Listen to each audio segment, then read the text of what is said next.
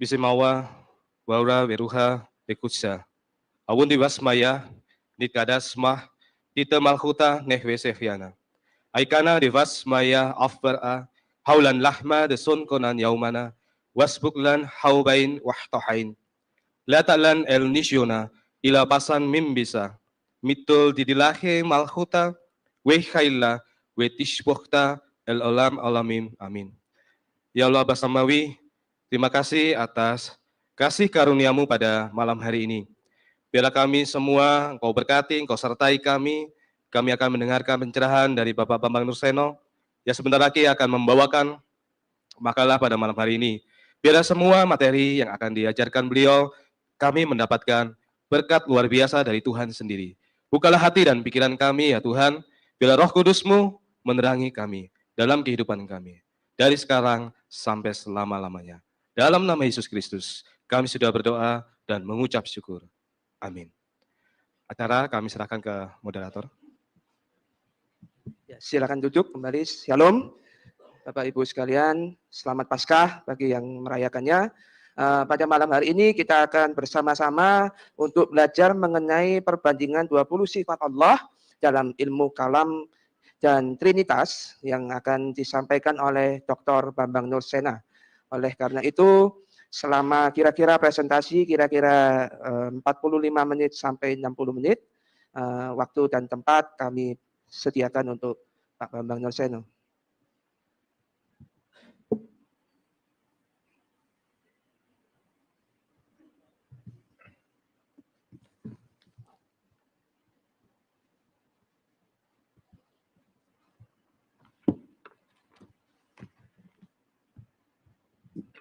Shalom.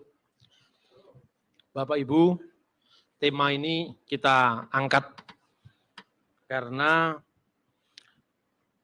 beberapa event kejadian baik itu dalam percakapan sehari-hari maupun di dalam dialog antar agama, khususnya dialog teologis Kristen Islam. Ini sering menjadi perbincangan, bahkan satu pihak mengatakan dia yang paling murni tauhidnya atau keesaan Allah dan menuduh yang lain tidak memahami keesaan Tuhan dengan benar.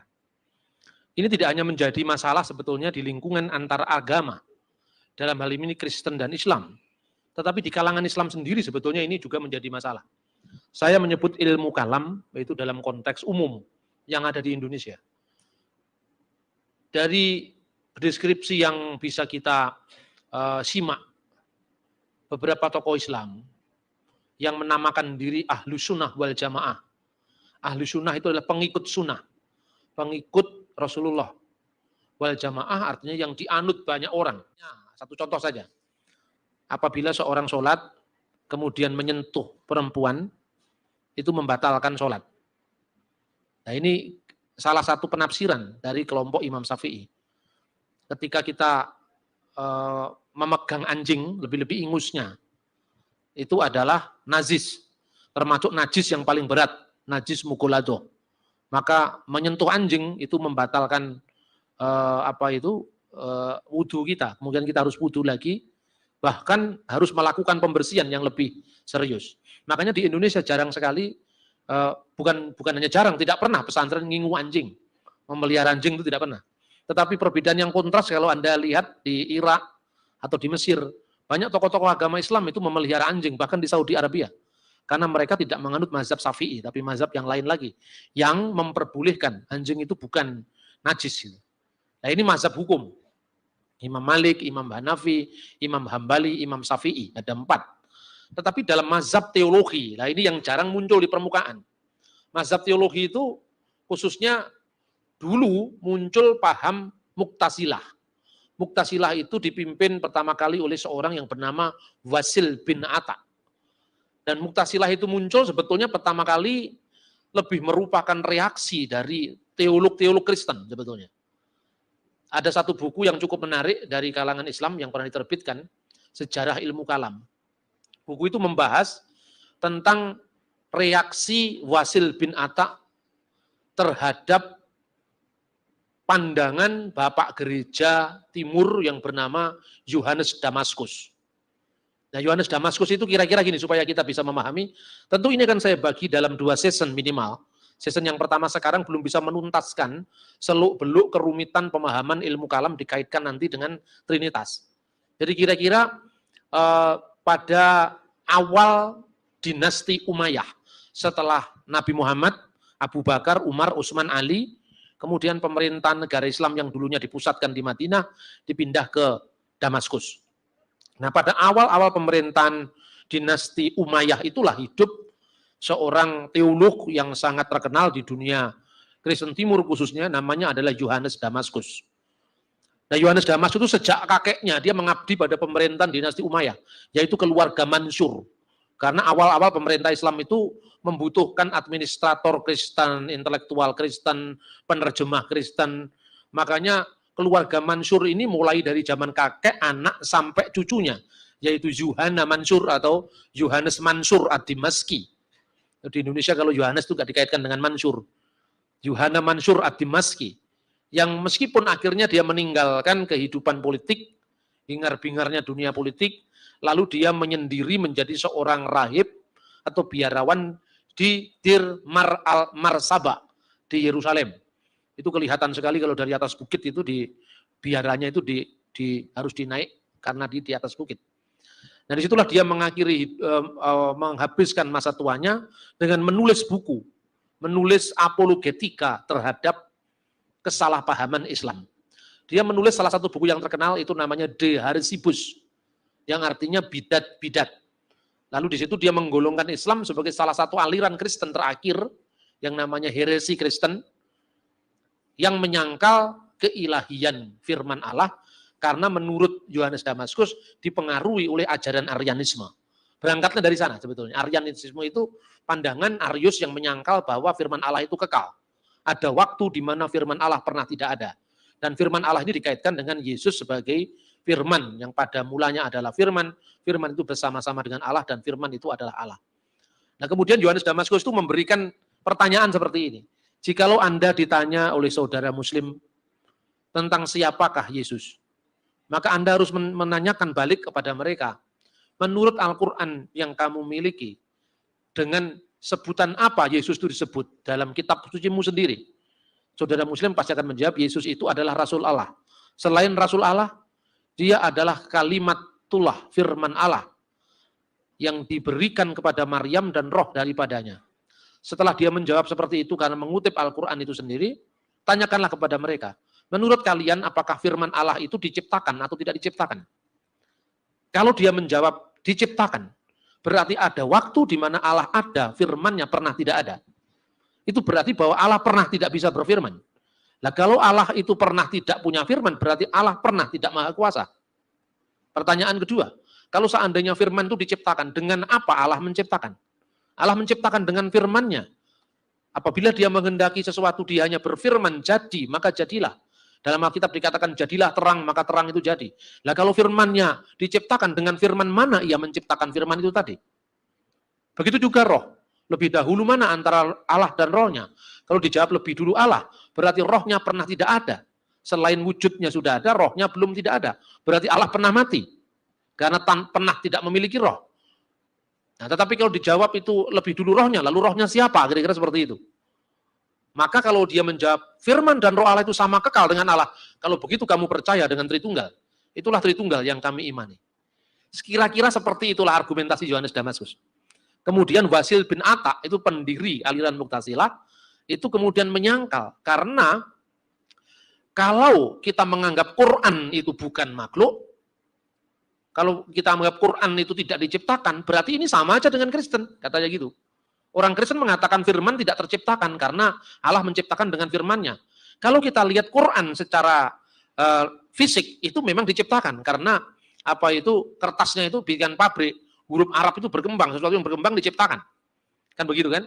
Tetapi di balik yang tidak diciptakan itu Quran itu adalah firman Allah yang kekal bersama-sama dengan Allah karena Allah tidak mungkin pernah ada tanpa firman-Nya. Dan kira-kira seperti itu. Nah, argumentasi ini akan segera mudah ditarik untuk membela iman Kristen.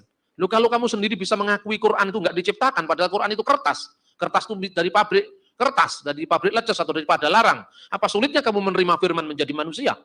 Loh, Yesus kan mati loh, kertas kan bisa terbakar juga. Kira-kira seperti itu. Maka Basil bin Atta mengatakan bahwa Quran itu tercipta. Duh, lalu bagaimana ketika Allah mengatakan Allah menciptakan dengan firman-Nya? Sesungguhnya yang disebut firman, yang disebut kudrat, yang disebut irodat, itu adalah zat Allah sendiri. Itu hakikat Allah sendiri. Tapi kan Quran mengatakan Allah itu punya mata. Mata Allah di segala tempat. Allah mengatakan Quran mengatakan Allah menciptakan dengan kedua tangannya. Quran mengatakan Allah itu tangan Allah di atas mereka. Artinya pertolongan Allah di atas mereka. Itu berarti Allah punya tangan, Allah punya mata, Allah punya wajah, Allah punya kedua tangan. Kan seperti itu. Maka jawabannya Basil bin Atta, Allah melihat dengan zatnya, dengan hakikatnya. Allah punya tangan itu maha kuasa dengan zatnya. Allah melihat dengan zatnya, Allah mendengar dengan zatnya, bukan dengan telinganya, bukan dengan matanya, kira-kira seperti itu. Nah kemudian Asy'ari mula-mula ini menjadi pengikutnya Mu'tazilah. Tetapi lama-kelamaan dia keluar dari Mu'tazilah dan dia mendirikan aliran teologi sendiri yang akhirnya disebut Asy'ariyah yang nanti digabung dengan namanya Al-Maturidi. Ya. Maturidi itu pandangan teologisnya tidak jauh berbeda dengan Asy'ari. Kemudian disebut Ahli Sunnah wal Jamaah. Nah kira-kira gaung perdebatan ini menggambarkan paralelisasinya dengan ketika gereja menghadapi Arius. Arius itu seorang imam dari Iskandaria yang mengajarkan bahwa Yesus itu lebih rendah dari Allah Bapa. Karena apa? Yesus itu ciptaan Tuhan, ciptaan Allah. Padahal Alkitab dengan tegas mengatakan Yesus itu firman Allah dan firman itu yang menciptakan segala sesuatu. Tidak mungkin firman itu tercipta. Nah, makanya kemudian dihadapi oleh sebuah konsili atau muktamar besar yang diadakan di istana musim panasnya Konstantin, Kaisar Roma saat itu, yaitu di kota Iznik. Sekarang waktu namanya Nisea. Di sanalah kemudian dirumuskan yang namanya regula fide atau kanun al-iman atau pengakuan iman panjang. Yang berbunyi, nu'minu bi ilahin wahid. Aku percaya kepada Allah yang esa, Bapa yang maha kuasa atas segala sesuatu, yang menciptakan segala sesuatu, baik yang kelihatan maupun yang tidak kelihatan, dan percaya kepada satu Tuhan, yaitu Yesus Kristus, anak Allah yang tunggal, yang lahir dari Bapa sebelum segala zaman, Allah dari Allah, terang dari terang, Allah sejati dari Allah sejati, dilahirkan tidak diciptakan. Kenapa dilahirkan? Firman itu sebelum Allah menyatakan diri melalui sang firman. Jadi tidak seorang pun pernah melihat Allah, Yohanes pasal 1 ayat 18. Tapi anak tunggal yang di pangkuan Bapa, dialah yang menyatakannya. Apa maksudnya anak tunggal yang di pangkuan Bapa? Firman Allah yang bersama-sama dengan Allah, dan firman Allah itu adalah Allah. Yesus sudah ada sebelum Abraham. Yesus sudah ada sebelum langit bumi tercipta. Karena apa? Sebagai firman Allah, Yesus mencipta semuanya, kan gitu kan. Nah, itulah sebabnya maka dilahirkan. Ketika firman itu keluar dari wujud Allah seperti pikiran saya, keluar dari diri saya menjadi kata-kata. Sebelumnya, kata-kata saya, pikiran saya sudah ada bersama dengan diri saya. Keluarnya pikiran saya dari diri saya ini tidak sepertinya keluarnya benda dari benda lain. Saya bisa mengeluarkan sebanyak mungkin pikiran saya, tapi pikiran saya tidak pernah habis. Firman Allah bisa turun menjadi manusia, tapi firman Allah yang di surga tetap ada. Karena apa? Firman Allah itu keluar dari Allah tanpa meninggalkan Allah. Lu kok bisa? Karena Allah itu bukan bakpao.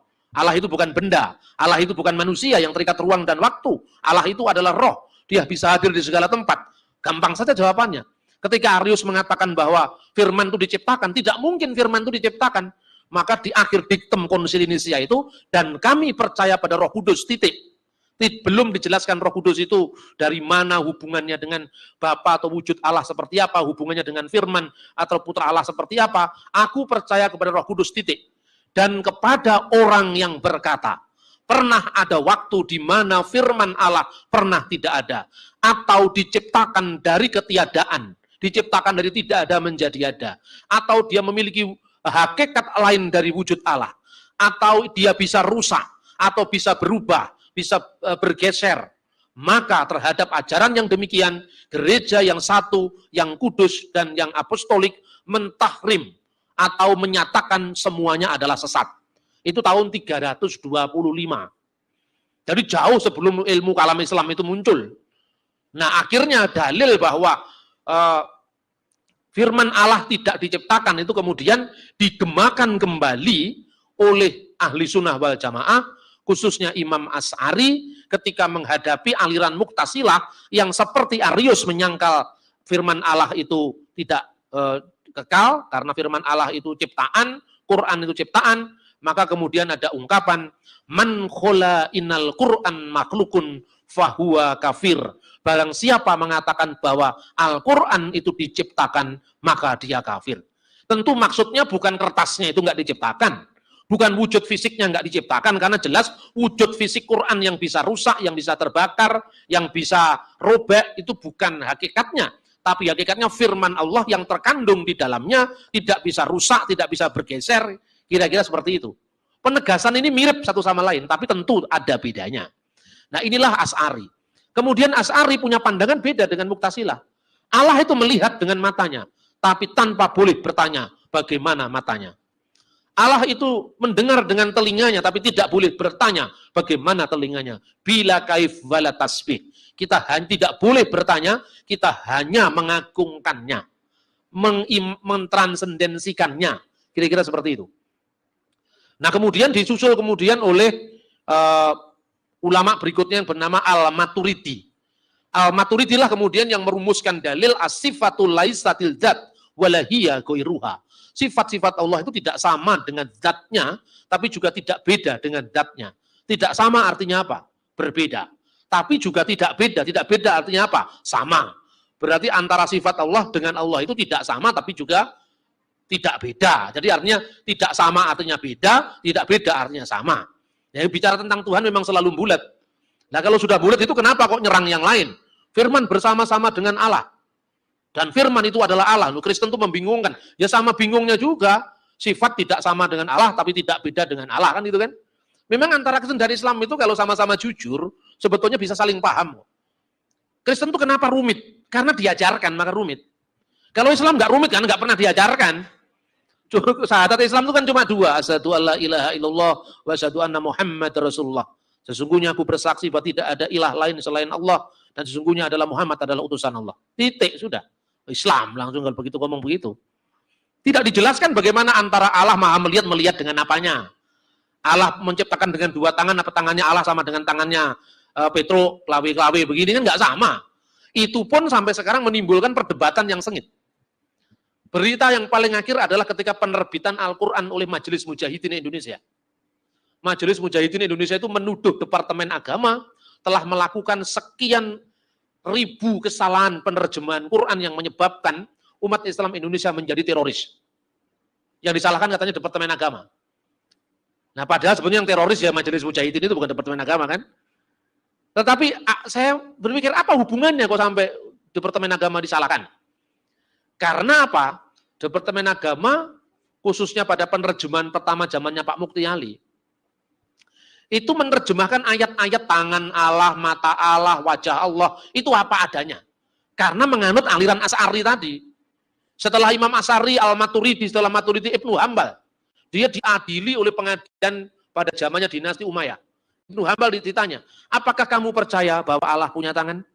Ya, saya percaya. Kenapa? Karena Quran berkata Allah punya tangan. Tapi kami tidak boleh bertanya bagaimana tangannya. Takon tok dosa. Apakah kamu percaya Allah punya mata? Ya, saya percaya Allah punya mata. Tapi kami tidak boleh bertanya bagaimana matanya. Artinya matanya Allah tidak sama dengan matamu. Kira-kira seperti itu. Kamu percaya bahwa Allah itu menciptakan dengan kedua tangannya? Ya, saya percaya. Tapi kami tidak boleh bagaimana tangannya. Ayat-ayat ini disebut ayat-ayat mutasyabihat. Ayat-ayat yang tidak bisa dicerna dengan akal manusia. Oleh Departemen Agama edisi pertama, dibiarkan saja. Yadallaha fauqa aydihim. Tangan Allah di atas tangan mereka. Ditulis saja, tangan Allah di atas mereka. Nah begitu Al-Quran ini disponsori oleh Arab Saudi, sejak muncul edisi yang laks itu dibiayai oleh Arab Saudi, semua hasil penerjemahan para ulama Indonesia yang menerjemahkan tangan Allah, diterjemahkan dengan tangan apa adanya, dirubah oleh pemerintah Arab Saudi yang menjadi tim penerjemahan Quran yang terbaru. Jadi kata yadallah tidak boleh diterjemahkan tangan Allah, tapi harus Allah menolong atas mereka. Jadi tangan Allah artinya Allah Maha menolong. Mata Allah artinya Allah maha melihat. Kira-kira seperti itu. Wajah Allah artinya hakikat atau zat Allah ada di segala tempat. Jadi tidak boleh dikatakan wajah Allah seperti wajah kita, tangan Allah seperti tangan kita. Seperti itu. Majelis Mujahidin lebih ekstrim lagi dari pemerintah Arab Saudi, dikatakan bahwa ulama-ulama Indonesia itu sesat. Karena mereka mengartikan tangan kok seperti tangannya manusia. Itu akan menunjuk kepada aliran mujassimah di mana Allah diserupakan dengan makhluknya. Sampai hari ini, perdebatan itu tidak tuntas. Jadi kalau Anda sempat silakan beli buku terjemahan Al-Quran versi Majelis Mujahidin Indonesia. Kalau nggak ada di toko buku, Anda bisa pesan langsung kepada pengurus pusatnya di Jakarta. Tapi tolong juga Anda pelajari Al-Quran sebelum diterjemahkan ulang. Anda cari Quran terjemahan Saudi. Jadi artinya apa? Ini dalam Islam pun menjadi masalah yang rumit. Serumit Tritunggal juga gitu loh. Jadi kalau Tritunggal itu rumit karena diajarkan. Seumpama kita tidak mengajarkan ya tidak rumit lah. Pokoknya percaya bahwa tidak ada ilah lain kecuali Allah yang esa, sesuai dengan sabda Yesus, dengarkanlah wahai Israel, Tuhan Allah kita, Tuhan itu esa, dan kami percaya bahwa Yesus Kristus adalah juru selamat dunia, kan titik kan? Tidak sulit. Ketika Anda bergereja di Pantekosta, nggak terlalu sulit dengan bergereja di Protestan atau di Katolik.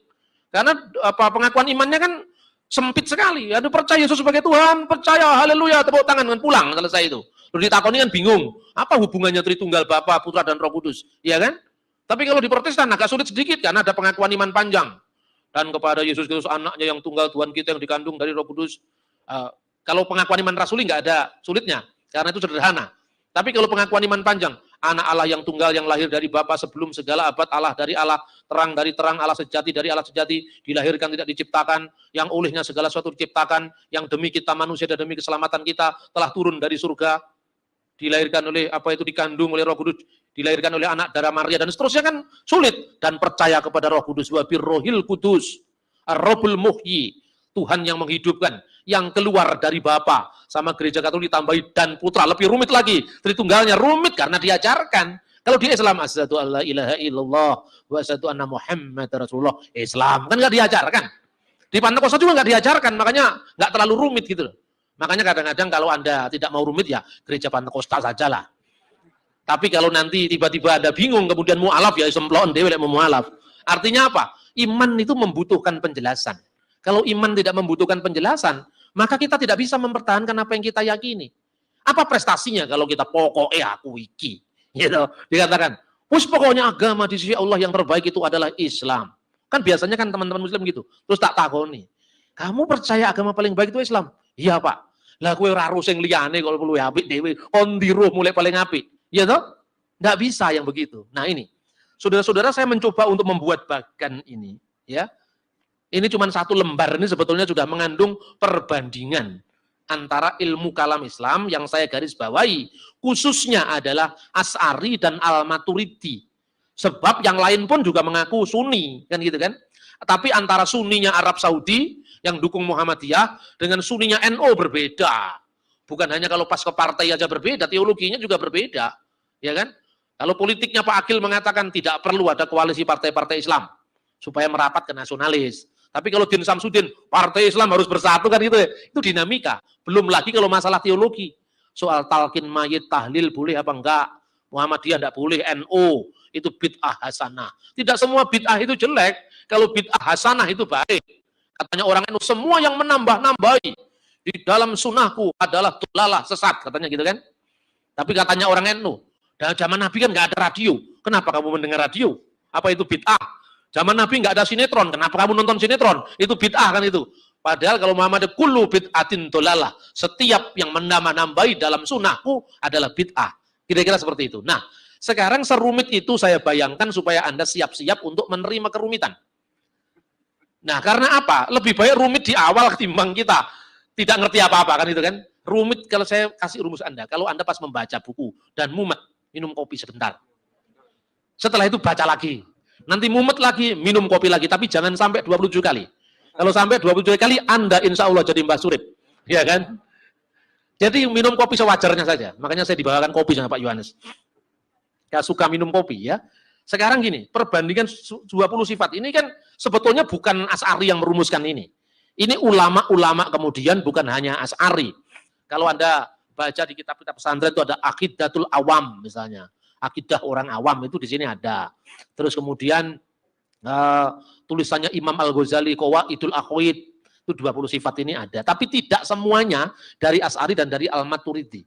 Sistematikanya pun sebetulnya mirip sekali dengan sistematika filsafat skolastik sebetulnya ini. Nah, tetapi coba kita lihat tentang bagaimana eksistensi Tuhan. Bung Karno dalam bukunya, dalam pidatonya ketika dia beri gelar Doktor Honoris Causa di Universitas Muhammadiyah, judulnya Tauhid adalah Jiwaku. Di tengah-tengah Bung Karno diberikan gelar ilmu tauhid adalah jiwaku.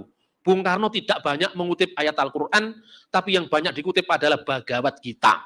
Karena Bung Karno memang tidak banyak menguasai Quran, yang dikuasai cerita wayang khususnya Bhagavad Gita. Coba Anda cari bukunya. Kalau tidak sempat cari buku itu, nanti baca buku saya Religi Bung Karno. Saya ini pas saya tidak membawa. Bung Karno dengan tanpa tedeng aling-aling mengatakan, saya tidak bisa menerima kalau Tuhan hanya dibatasi dengan 20 sifat saja. 20 sifat dalam ilmu kalam. Jadi ada 20 sifat, 99 nama-nama yang indah. 99 itu bukan sifat, tetapi asmaul husna, nama-nama yang indah. Sifat 20 itu lahir daripada ulama-ulama yang mengikuti Imam Asy'ari dan Imam Al-Maturidi, Imam Al-Ghazali dan seterusnya, lalu disistematikan seperti ini. Kenapa Bung Karno mengatakan saya percaya Tuhan tidak hanya punya 99 nama yang indah dan 20 sifat, karena Bung Karno dipengaruhi oleh agama Hindu, 1000 nama Tuhan. Jadi bukannya 99, 1000 kalau di Hindu itu. Makanya Bung Karno banyak sekali menerima filsafat timur itu. Tetapi coba kita pahami bagaimana para ulama merumuskan. Dan kalau perumusan ini kita terima, sebetulnya mestinya tidak sulit memahami iman Kristen. Jadi gini, pertama, dari sifat 20 itu, ada satu sifat yang dinamakan sifat dzatiyah atau sifat nafsiyah. Apa artinya zat, apa artinya sifat? Dalam zat apa artinya dzatiyah, nafsiyah misalnya. Zat itu jangan Anda samakan dengan zat ilmu fisika, zat padat, zat cair, jangan seperti itu. Itu karena Pak Suradi dulu tidak pernah belajar ilmu kalam. Makanya ngawur, pikirannya dia itu mau membela kekristenan, menyalahpahami Islam. Dari disalahpahami, ganti menyalahpahami Islam. Itu saya kira juga tidak fair. Orang Pak Suradi mengatakan, coba kalau Allah bagi iman Kristen itu kan roh, dia hadir di mana-mana. Kalau Allah dalam Islam itu kan zat. Nah, zat itu kan ada 3. Zat cair, zat padat, bukan seperti itulah. Maknanya bukan seperti itu, dia lupa bahwa kata zat dalam ilmu kalam itu sudah dipakai oleh teolog Kristen Arab sebelum munculnya Asy'ari, sebelum munculnya Al-Maturidi, sebelum munculnya Imam Al-Ghazali. Itu sudah dipakai oleh tulisannya Theodor Abu Qura. Itu muridnya Yohanes Damaskus. Kemudian sudah dipakai oleh Abdul Masih Al-Kindi sekitar tahun 800 Masehi. Imam Asy'ari hidup kira-kira abad 910, tahun 900 sekian sampai tahun 1000 berapa itu Imam Asy'ari. Al-Ghazali meninggal tahun 1111, 111 gampang dihafal. Abad 11, ya kan? Abad ke-8, ke-9 teolog Kristen Arab sudah bicara tentang zat dan sifat. Zat itu artinya substansi. Zat itu misalnya gini ya, kalau di dalam bahasa Arab penggunaannya ya, dia sendiri, huwa datuhu, himself. Itu diterjemahkan dalam bahasa Arab, huwa datuhu, atau huwa nafsuhu, dia sendiri, self. Itu adalah dat. Jadi bukan dat dalam ilmu fisika, cair padat itu bukan itu maksudnya. Nah kemudian sifat yang ada mutlak pada diri Tuhan, yaitu dia ada, al-wujud. Jadi 20 sifat itu ditempatkan yang pertama wujud, artinya Allah itu ada. Lalu dijelaskan, sifat keberadaan, yaitu sifat nafsiyah, atau sifat dzatiyah, yaitu sesuatu yang tidak bisa diterima oleh akal apabila Allah tidak disifatkan dengan sifat ini. Atau bisa juga dikatakan sifat untuk menentukan adanya Allah. Di mana Allah menjadi tidak mungkin ada tanpa adanya sifat ini. Hanya satu, yaitu wujud. Wujud itu ada, bukan mawujud. Kalau mawujud itu ya, ini kebendaan ini. Kadang-kadang karena orang Kristen itu kan agak tidak akrab dengan bahasa Arab tuh. Saya pernah ngomong tentang ilmu kalam disalahpahami seorang pendeta. Pak Bambang mengartikan Tuhan itu wujud. Lah semua wujud itu kan eksisten bahasa Inggris. Bukan mawujud seperti watu, kayu itu mawujud. Mawujud itu berada secara fisik. Kalau wujud itu hanya keberadaan itu sendiri. Nah, wujudnya manusia kelihatan fisiknya. punya mata, punya hidung, punya tangan, tangannya pun terbatas. Ya kan? Makanya ada ungkapan, maksud hati memeluk gunung, tetapi apa daya hanya bisa memeluk kursi, kan gitu kan? Itulah artinya apa? Ini keterbatasan wujud manusia. Kalau Allah wujudnya bukan fisik, non fisik. Itulah sebabnya Alkitab mengatakan Allah itu roh. Coba gambarin roh kan nggak bisa. Ya kan seperti anak Papua, diajari gurunya, suruh gambar. Gambar apa? Ya terserah, gambar apa? Gambar apa namanya buaya. Dia nggak ngerti gambar buaya. Kemudian gurunya datang, loh si Obed, mana buayanya? Karena gurunya datang, dia coret-coret ini.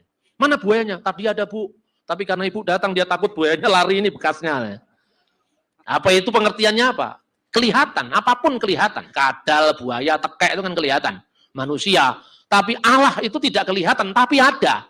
Karena itu, adanya Allah beda dengan adanya makhluk. Pertama apa? Ini sedikit ilmu filsafat. Adanya Allah itu ada absence, ada dengan sendirinya.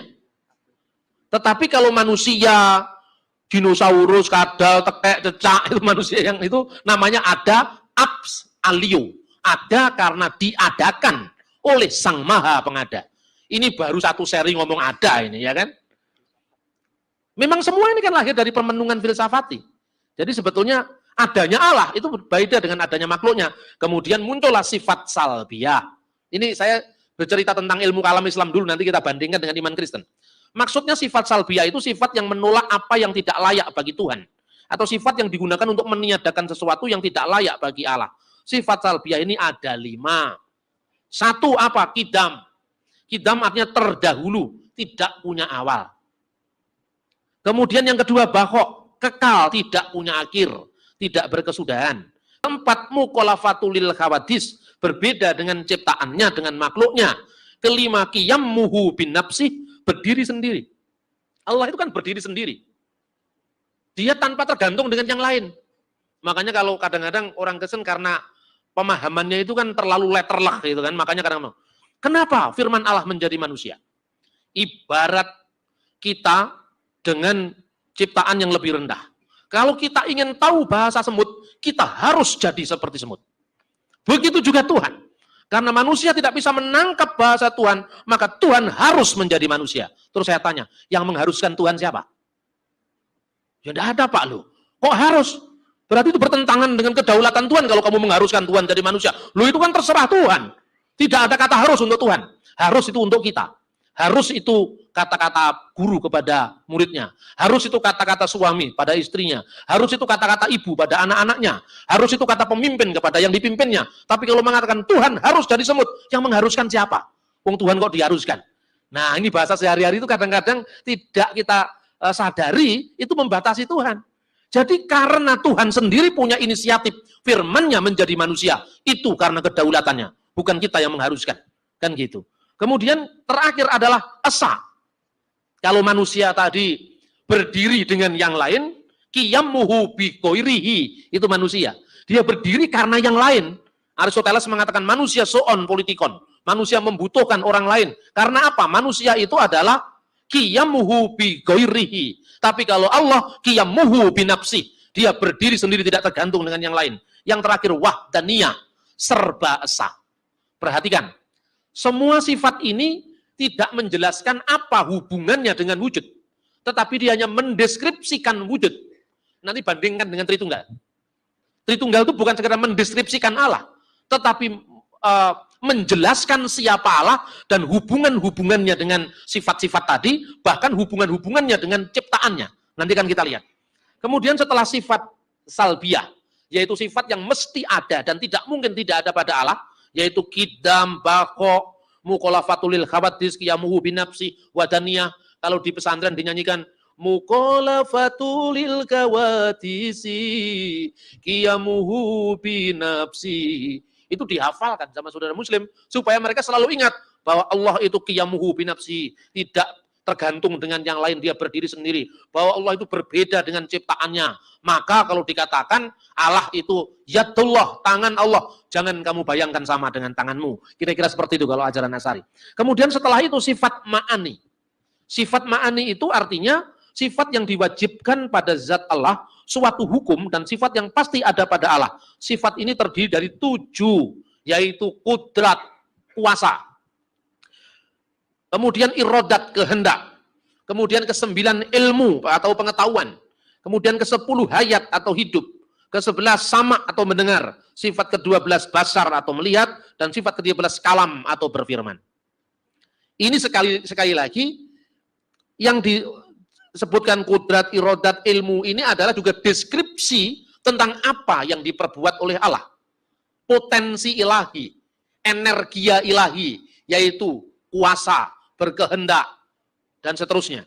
Nah, kemudian bagaimana selanjutnya sifat yang ke-14 dan sifat yang ke-20, ini hanya mendeskripsikan sifat nomor 7 sampai sifat nomor 13. Misalnya kudrat, ka'unnuhu qadiran, keadaannya berkuasa. Kemudian irodat, ka'unnuhu muridan, keadaannya berkehendak. Kemudian ilmu, ka'unnuhu aliman, keadaannya berpengetahuan. Kemudian hayat, ka'unnuhu hayyan, keadaannya hidup. Kemudian sama, mendengar, ka'unnuhu sami'an, keadaannya mendengar. Kemudian basar, melihat, ka'unnuhu basiran, keadaannya melihat. Dan terakhir kalam, berfirman, ka'unnuhu mutakaliman, keadaannya berfirman. Jadi ini tidak menambahkan sesuatu apapun, tapi konsekuensi logis. Karena Allah itu kudrat, kuasa, maka keadaannya berkuasa. Bukan keadaannya berdaya, tidak berdaya. Karena Allah itu punya irodat, sifatnya berkehendak, maka unnuhu muridan, keadaannya berkehendak, bukan keadaannya mesti dipaksa oleh orang lain. Seperti dikatakan tadi, Allah harus jadi manusia. Siapa yang mengharuskan Allah jadi manusia? Tidak ada yang bisa mengharuskan Allah, kan? Seperti itu. Nah, bagaimana perbandingannya dengan iman Kristen sekarang? Pernah Pak Hamka bertanya sama Pak Hamran Amri ketika dalam sebuah dialog. Pak Hamran Amri ditanya, jadi menurut Anda, apakah Bapa, Putra, dan Roh Kudus itu bukan berarti Tuhan 3? Lu tidak. Apa artinya Bapa? Ini sayangnya kurang pas jawabannya Pak Hamran. Dia mengatakan, kudrat kuasa mencipta.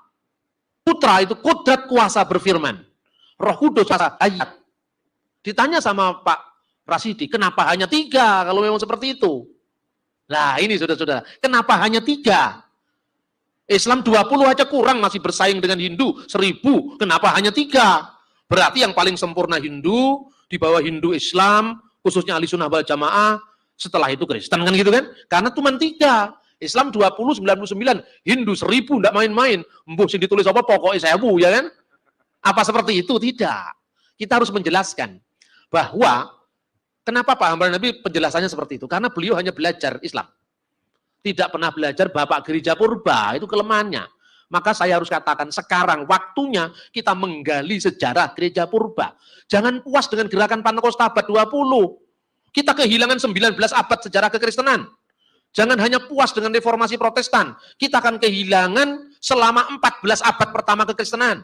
Jangan puas hanya gereja ritus Latin. Kita akan kehilangan 10 abad 1000 tahun pertama kekristenan. Maka kita harus belajar kekristenan dari para rasul. Murid-muridnya para rasul. Murid dari muridnya para rasul. Konsili-konsili sampai zaman sekarang. Kan lengkap saudara-saudara. Begitu menghadapi gerakan-gerakan yang aneh, jawabannya mudah sekali. Tidak perlu harus cari referensi ke sana kemari. Referensinya pun dari Google kadang-kadang tidak lengkap. Tapi kita sudah sok tahu merasa yang paling hebat kan? Itu sering kali terjadi. Siapa yang melupakan sejarah, dia sakit ingatan. Kan gitu kan dalilnya, ingat. Siapa yang melupakan sejarah, sakit ingatan. Nah saudara-saudara, kata dat dan sifat dipakai oleh bapak-bapak gereja ketika ungkapan-ungkapan Yunani, ungkapan Latin, ungkapan Aramaik diarabkan. Satu contoh misalnya, kata dat artinya self tadi, himself, huwa datuhu, kata dat dalam pengertian kedirian yang paling pokok, yaitu hakikat. Segala sesuatu kan puncaknya paling dalam itu kan hakikat, ya kan? Hakikat Allah itu diambil dari bahasa Yunani ousia, bukan usia bahasa Indonesia, ousia. Mia ousia tres hipostasis, satu ousia, satu dat yang dideskripsikan dalam 3 hipostasis. Ini pertama kali dalam bahasa Yunani. Lalu Tertullianus abad ketiga, dia merumuskan dalam bahasa Latin una substansia, satu substansi yang dideskripsikan dalam 3 persona. Ini abad ketiga, abad keempat. Abad pertama sudah ada kata ousia, tapi maknanya belum terlalu metafisik. Kemudian kata Yunani dan kata Latin ousia itu adalah substance, kemudian persona, hipostasis itu person bahasa Inggris, personality, ya kan? Kemudian kata Aram, genoma, itu menjadi bahasa Arab uknum, jamaknya akonim. Ini kemudian masuk jadi bahasa Indonesia oknum. Tapi kata oknum yang dipakai untuk Tritunggal itu sekarang sudah rusak. Siapa yang merusak? Sigmund Freud yang rusak ini. Jadi dulu kata oknum, genoma, hipostasis, itu artinya adalah seperti metaphysical personality. Personality kepribadian secara metafisik. Apa metafisik? Meta di sebalik fisik yang kelihatan. Misalnya metafisik ya. Tuhan ada, manusia ada. Adanya manusia, ini ada fisik. Adanya Tuhan, ini metafisik. Kita manusia. Michael manusia. Madeprono. Ya toh? Nah, enggak tahu kan? Dia enggak tahu kalau tak ini, nah, ini kapan lagi bisa ini ya? Gitu? Enggak tahu kan? Kira-kira berlaku untuk Tuhan apa enggak ini? Tidak, karena Tuhan itu tidak terikat oleh ruang dan waktu. Itulah person secara metafisik misalnya. Kalau kita berdoa, Bapa kami yang ada di surga, alamatnya mana surga itu? Ayo sekarang, di mana alamatnya surga? Anda mesti ke atas begini, Bapa kami yang ada di surga. Ini posisi ibadah begini dalam bahasa Ibrani namanya yaddah, mengadahkan tangan, ya kan? Apa ya Tuhan itu ada di sana? Tuhan ada di atas, Pak. Sebelum ditemukan pesawat terbang, orang membayangkan mungkin di balik awan ada Tuhan, ya kan? Begitu sekarang kita naik pesawat, pesawatnya menerobos awan, loh kok awannya ada di bawah pesawat? Di mana Tuhan itu? Tinggi itu maksudnya bukan arah, tapi batas mata keterbatasan kita. Itulah yang disebut surga. Surga itu bukan di sana atau di sini. Kenapa kalau begitu Tuhan Yesus kok naik ke surga digambarkan naik ke atas? Ini secara usil ditanyakan oleh Maurits Bucaille. Tuhannya orang Kristen terikat dengan ruang. Karena apa? Ketika Yesus naik ke atas, ke surga digambarkan Yesus mumbul ke atas. Ya kan? Terus saya jawab, untuk menggambarkan pergi ke surga yang paling tepat apa? Coba adegan kalau arah, Anda batasi dengan arah atas, bawah, utara, selatan, timur, barat. Pertama saya katakan, maka berangkatlah Yesus ke surga menuju ke sebelah barat naik perahu. Apa seperti itu? Maka Yesus pergi ke surga menuju ke sebelah selatan. Maka Yesus pergi ke surga menuju ke sebelah timur. Maka Yesus pergi ke surga menuju ke sebelah utara. Enggak cocok semua. Maka pergilah Yesus ambles bumi seperti Raden Ontorjo. Juga tidak cocok. Satu-satunya yang dilihat para murid secara fisik, Yesus naik ke atas. Jadi gambaran ini gambaran keterbatasan mata para murid. Bukan gambaran tentang hakikat bagaimana surga itu sebenarnya. Gitu loh cara berpikirnya.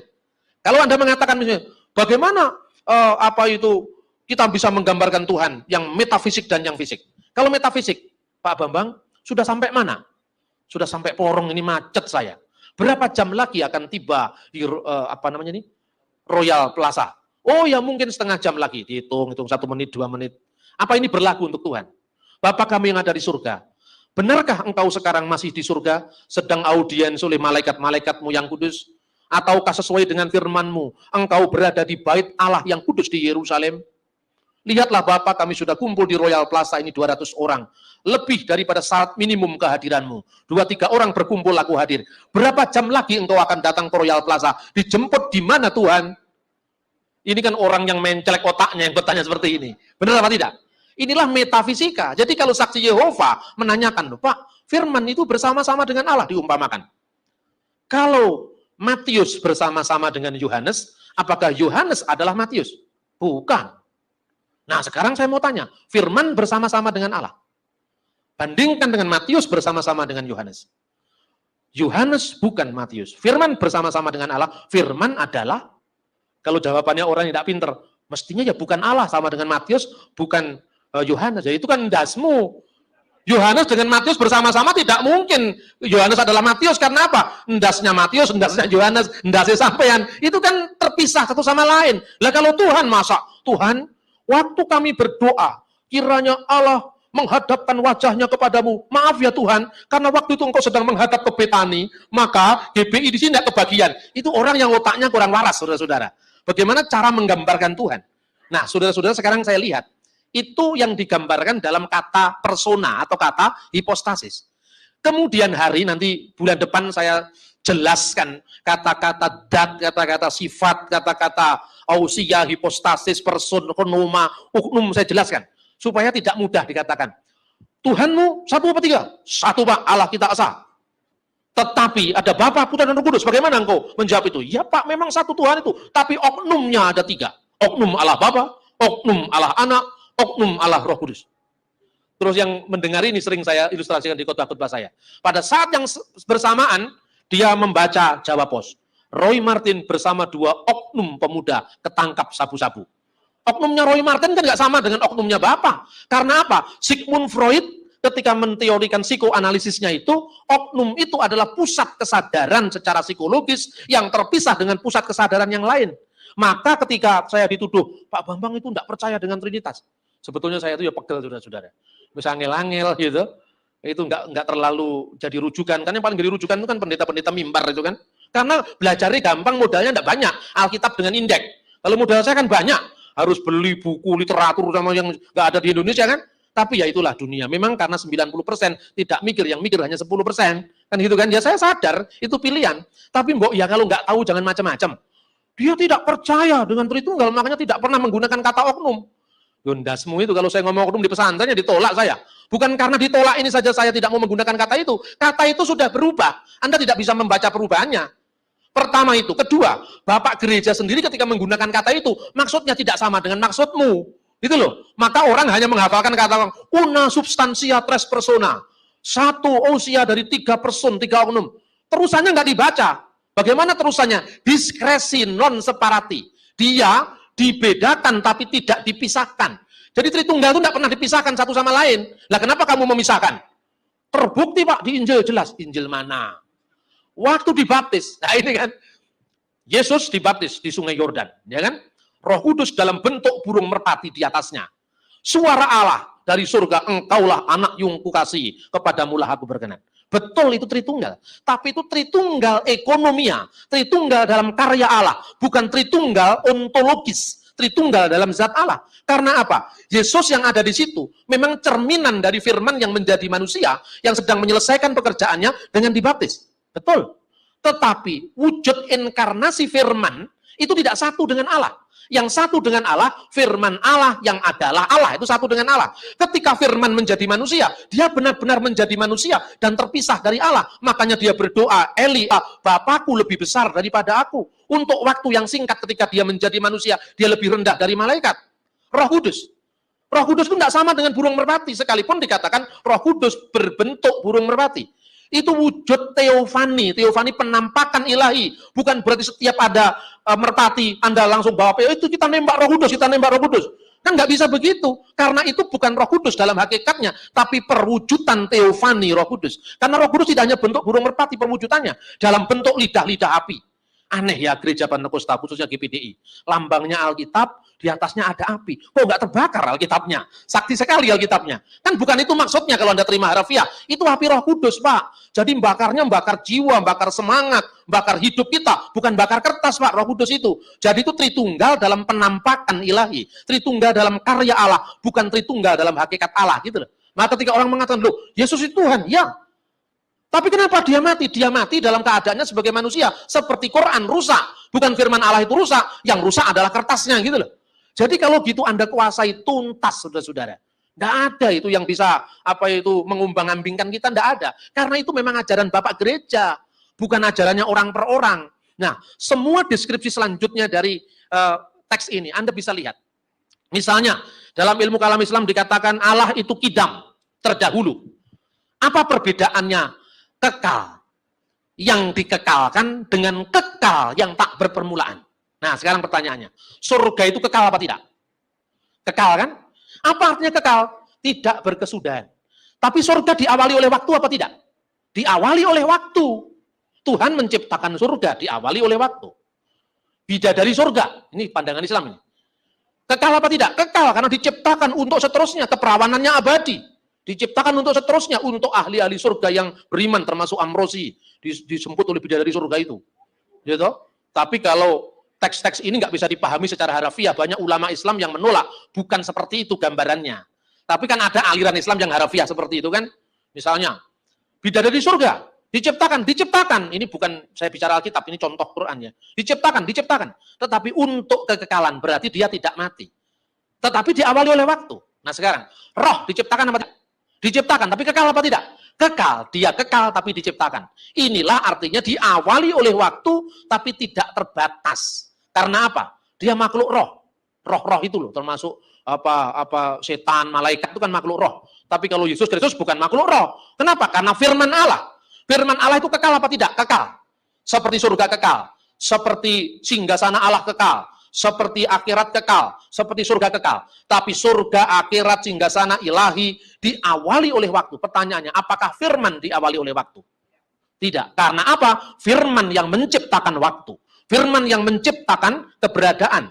Maka wa yomer Elohim yehiur wa yehiur. Jadilah terang, Allah berfirman. Jadilah terang, maka terang itu jadi firman tidak mungkin diciptakan. Maka firman itu azali, tidak diawali oleh waktu, tidak diakhiri oleh waktu. Sifat ini hanya ada pada sifat Allah, kan oleh Tuhan. Tetapi firman kekal itu sendiri. Karena apa? Dia tidak diawali oleh waktu. Terus kemudian semua teks ini hormat dan kemuliaan sampai selama-lamanya bagi raja segala zaman, Allah yang kekal, yang tidak tampak, yang esa, amin. 1 Timotius 1 ayat 17. Berarti seluruh pengakuan yang disebutkan dalam ilmu kalam Islam sama diakui oleh iman Kristen. Tuhan itu roh, Allah itu esa, kekal, tidak kelihatan. Tidak seorang pun pernah melihat Allah. Loh, kok kita lihat Yesus, Pak? Yang dilihat itu wujud penjelmaan sang firman. Firman itu Allah. Sebagai firman, dia adalah Allah. Tapi kemanusiaan Yesus bisa mati. Makanya dikatakan dia yang dibunuh dalam keadaannya sebagai manusia. Allah itu roh. Artinya apa? Allah tidak terikat oleh ruang dan waktu. Allah itu terdahulu. Dan terkemudian tidak ada yang menyerupai dia. Ani rison wa ani akhiron umi bal'adi ain Elohim. Akulah yang terdahulu, akulah yang terkemudian, tidak ada ilah selain aku. Siapakah seperti aku? Biarkanlah ia menyerukannya, biarlah ia memberitahukannya, dan seterusnya. Artinya Tuhan tidak serupa dengan ciptaannya. Mukolafatulil khawadis. Ingatlah dari hal-hal yang dahulu dan sejak kekekalan, bahwa akulah Allah dan tidak ada yang lain. Akulah Allah, tidak ada yang seperti aku. Bukankah ini persis sama dengan dalil walam yakullahu kufuwan ahad, dan tidak seorang pun, sesuatu pun yang menyerupai Allah. Nah sekarang wujud jelas. Kalau di dalam Islam hanya dijelaskan wujud Allah, berbeda dengan wujud ciptaannya. Mukolafatulil khawadis, qiyamuhu binafsihi, wahdaniyah, itu kan. Tapi apa hubungan wujud itu dengan yang menyebabkan Allah mencipta? Apa hubungannya wujud itu dengan yang menyebabkan Allah memberi hidup atau Allah sumber hidup? Itulah yang dijelaskan dalam Trinitas. Bukan. Kan kodrat kuasa itu adalah merupakan output. Dia akibat. Jadi penciptaan itu adalah akibat. Bukan karena sebutan Bapa itu. Bapa itu artinya sang wujud yang esa. Dan Bapa itu bukan zat. Bapa itu wujud. Maka dikatakan ousia, una, substansia atau mia. Ousia, satu hakikat, yaitu hakikat kealahan. Yang dideskripsikan dalam tes hipostasis. 3 hipostasis. Apa? Hipostasis sebagai wujud. Oknum, asal bukan oknum secara psikologi seperti Roy Martin tadi, tapi oknum dalam pengertian metafisik tadi ya. Persona Bapa adalah persona yang menuju kepada wujud ilahi. Putra menuju kepada sebutan bagi Allah yang mengandung sifat-sifat yang tidak hanya berkata-kata. Jadi mari kita lihat sekarang kenapa kata Allah itu dikenal segala sesuatu lewat firman-Nya. Kita akan melihat pada halaman keempat. Halaman keempat ya. Halaman 3. Ini minta maaf kalau saya harus katakan bahwa halaman 2 dulu. Memra atau logos ya. Ini memang agak sulit, agak sabar, makanya saya juga sampai berdiri, supaya kalau saya ngomong dengan ekspresi Anda bisa nyantol. Tapi kalau saya ngomong dingin kan Anda ngantuk kan. Nah ini memang karena ngomong sulit itu memang ekstra energi. Ya. Memra, logos, kalimah. Coba. Memra, kalau kita bandingkan dengan ilmu kalam Islam, logos atau memra tidak hanya berarti kata-kata. Jadi firman itu bukan sekedar berfirman artinya, tapi lebih daripada kata-kata. Coba kita lihat. atau firman verbal ilahi yang mencipta, tetapi juga mengandung kekuasaan, kehendak, pengetahuan, dan perkataan. Jadi lengkap. Seperti dibuktikan oleh Thomas Soknesi. Ada kesejajaran penggunaan logos, memra, dan kalimah dalam Al-Quran yang juga diterapkan bagi Isa Al-Masih. Sekarang kita melihat logos. Dipakai di mana kata ini? Banyak orang menuduh logos itu diambil dari filsafat Helenisme. Maka prolog Injil Yohanes itu merupakan sebuah himne neoplatonis. Dari ajaran neoplatonisme itu salah besar. Karena kata logos asalnya bukan dari filsafat Yunani, tapi asalnya dari Septuaginta. Misalnya, saya tunjukkan terjemahan dari Mazmur 33 ayat 6. Bidafar Yahweh samayim na'asu uberwah piu kalsefam. Dengan dafar Tuhan, dengan firman Tuhan, semayim na'asu, langit telah diciptakan. Dan dengan roh dari mulutnya, nafas dari mulutnya segala bala tentaranya. Kata bidafar Adonai diterjemahkan to logo to kuriu. Dengan firman kurios, dengan logosnya kurios, langit telah diciptakan dan seterusnya. Kemudian koh amar Adonai Elohim ha asmot ha elehine ani meni wakim ruah fihitem. Beginilah dafar logos Tuhan Allah kepada tulang-tulang ini. Aku memberi nafas hidup di dalammu supaya kamu hidup kembali. Yeskiel 37 ayat 4-5.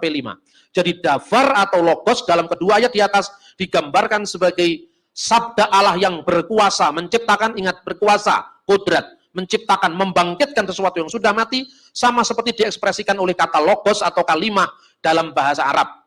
Kita lanjutkan pada halaman 4. Ya. Logos atau dafar sama dengan firman kreatif, firman yang mencipta, yang menyatakan kehendaknya dan ilmunya. Dan berfirmanlah Allah, hendaklah ada terang, maka terang itu ada. Kata firman di sini adalah emer, dixit quo deus dalam bahasa Latin, vulgata.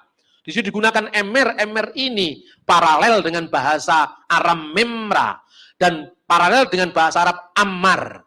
Maka telah ditegakkan langit bi amrihi dengan amarnya. Amar, emer, memra dalam bahasa Aramaik.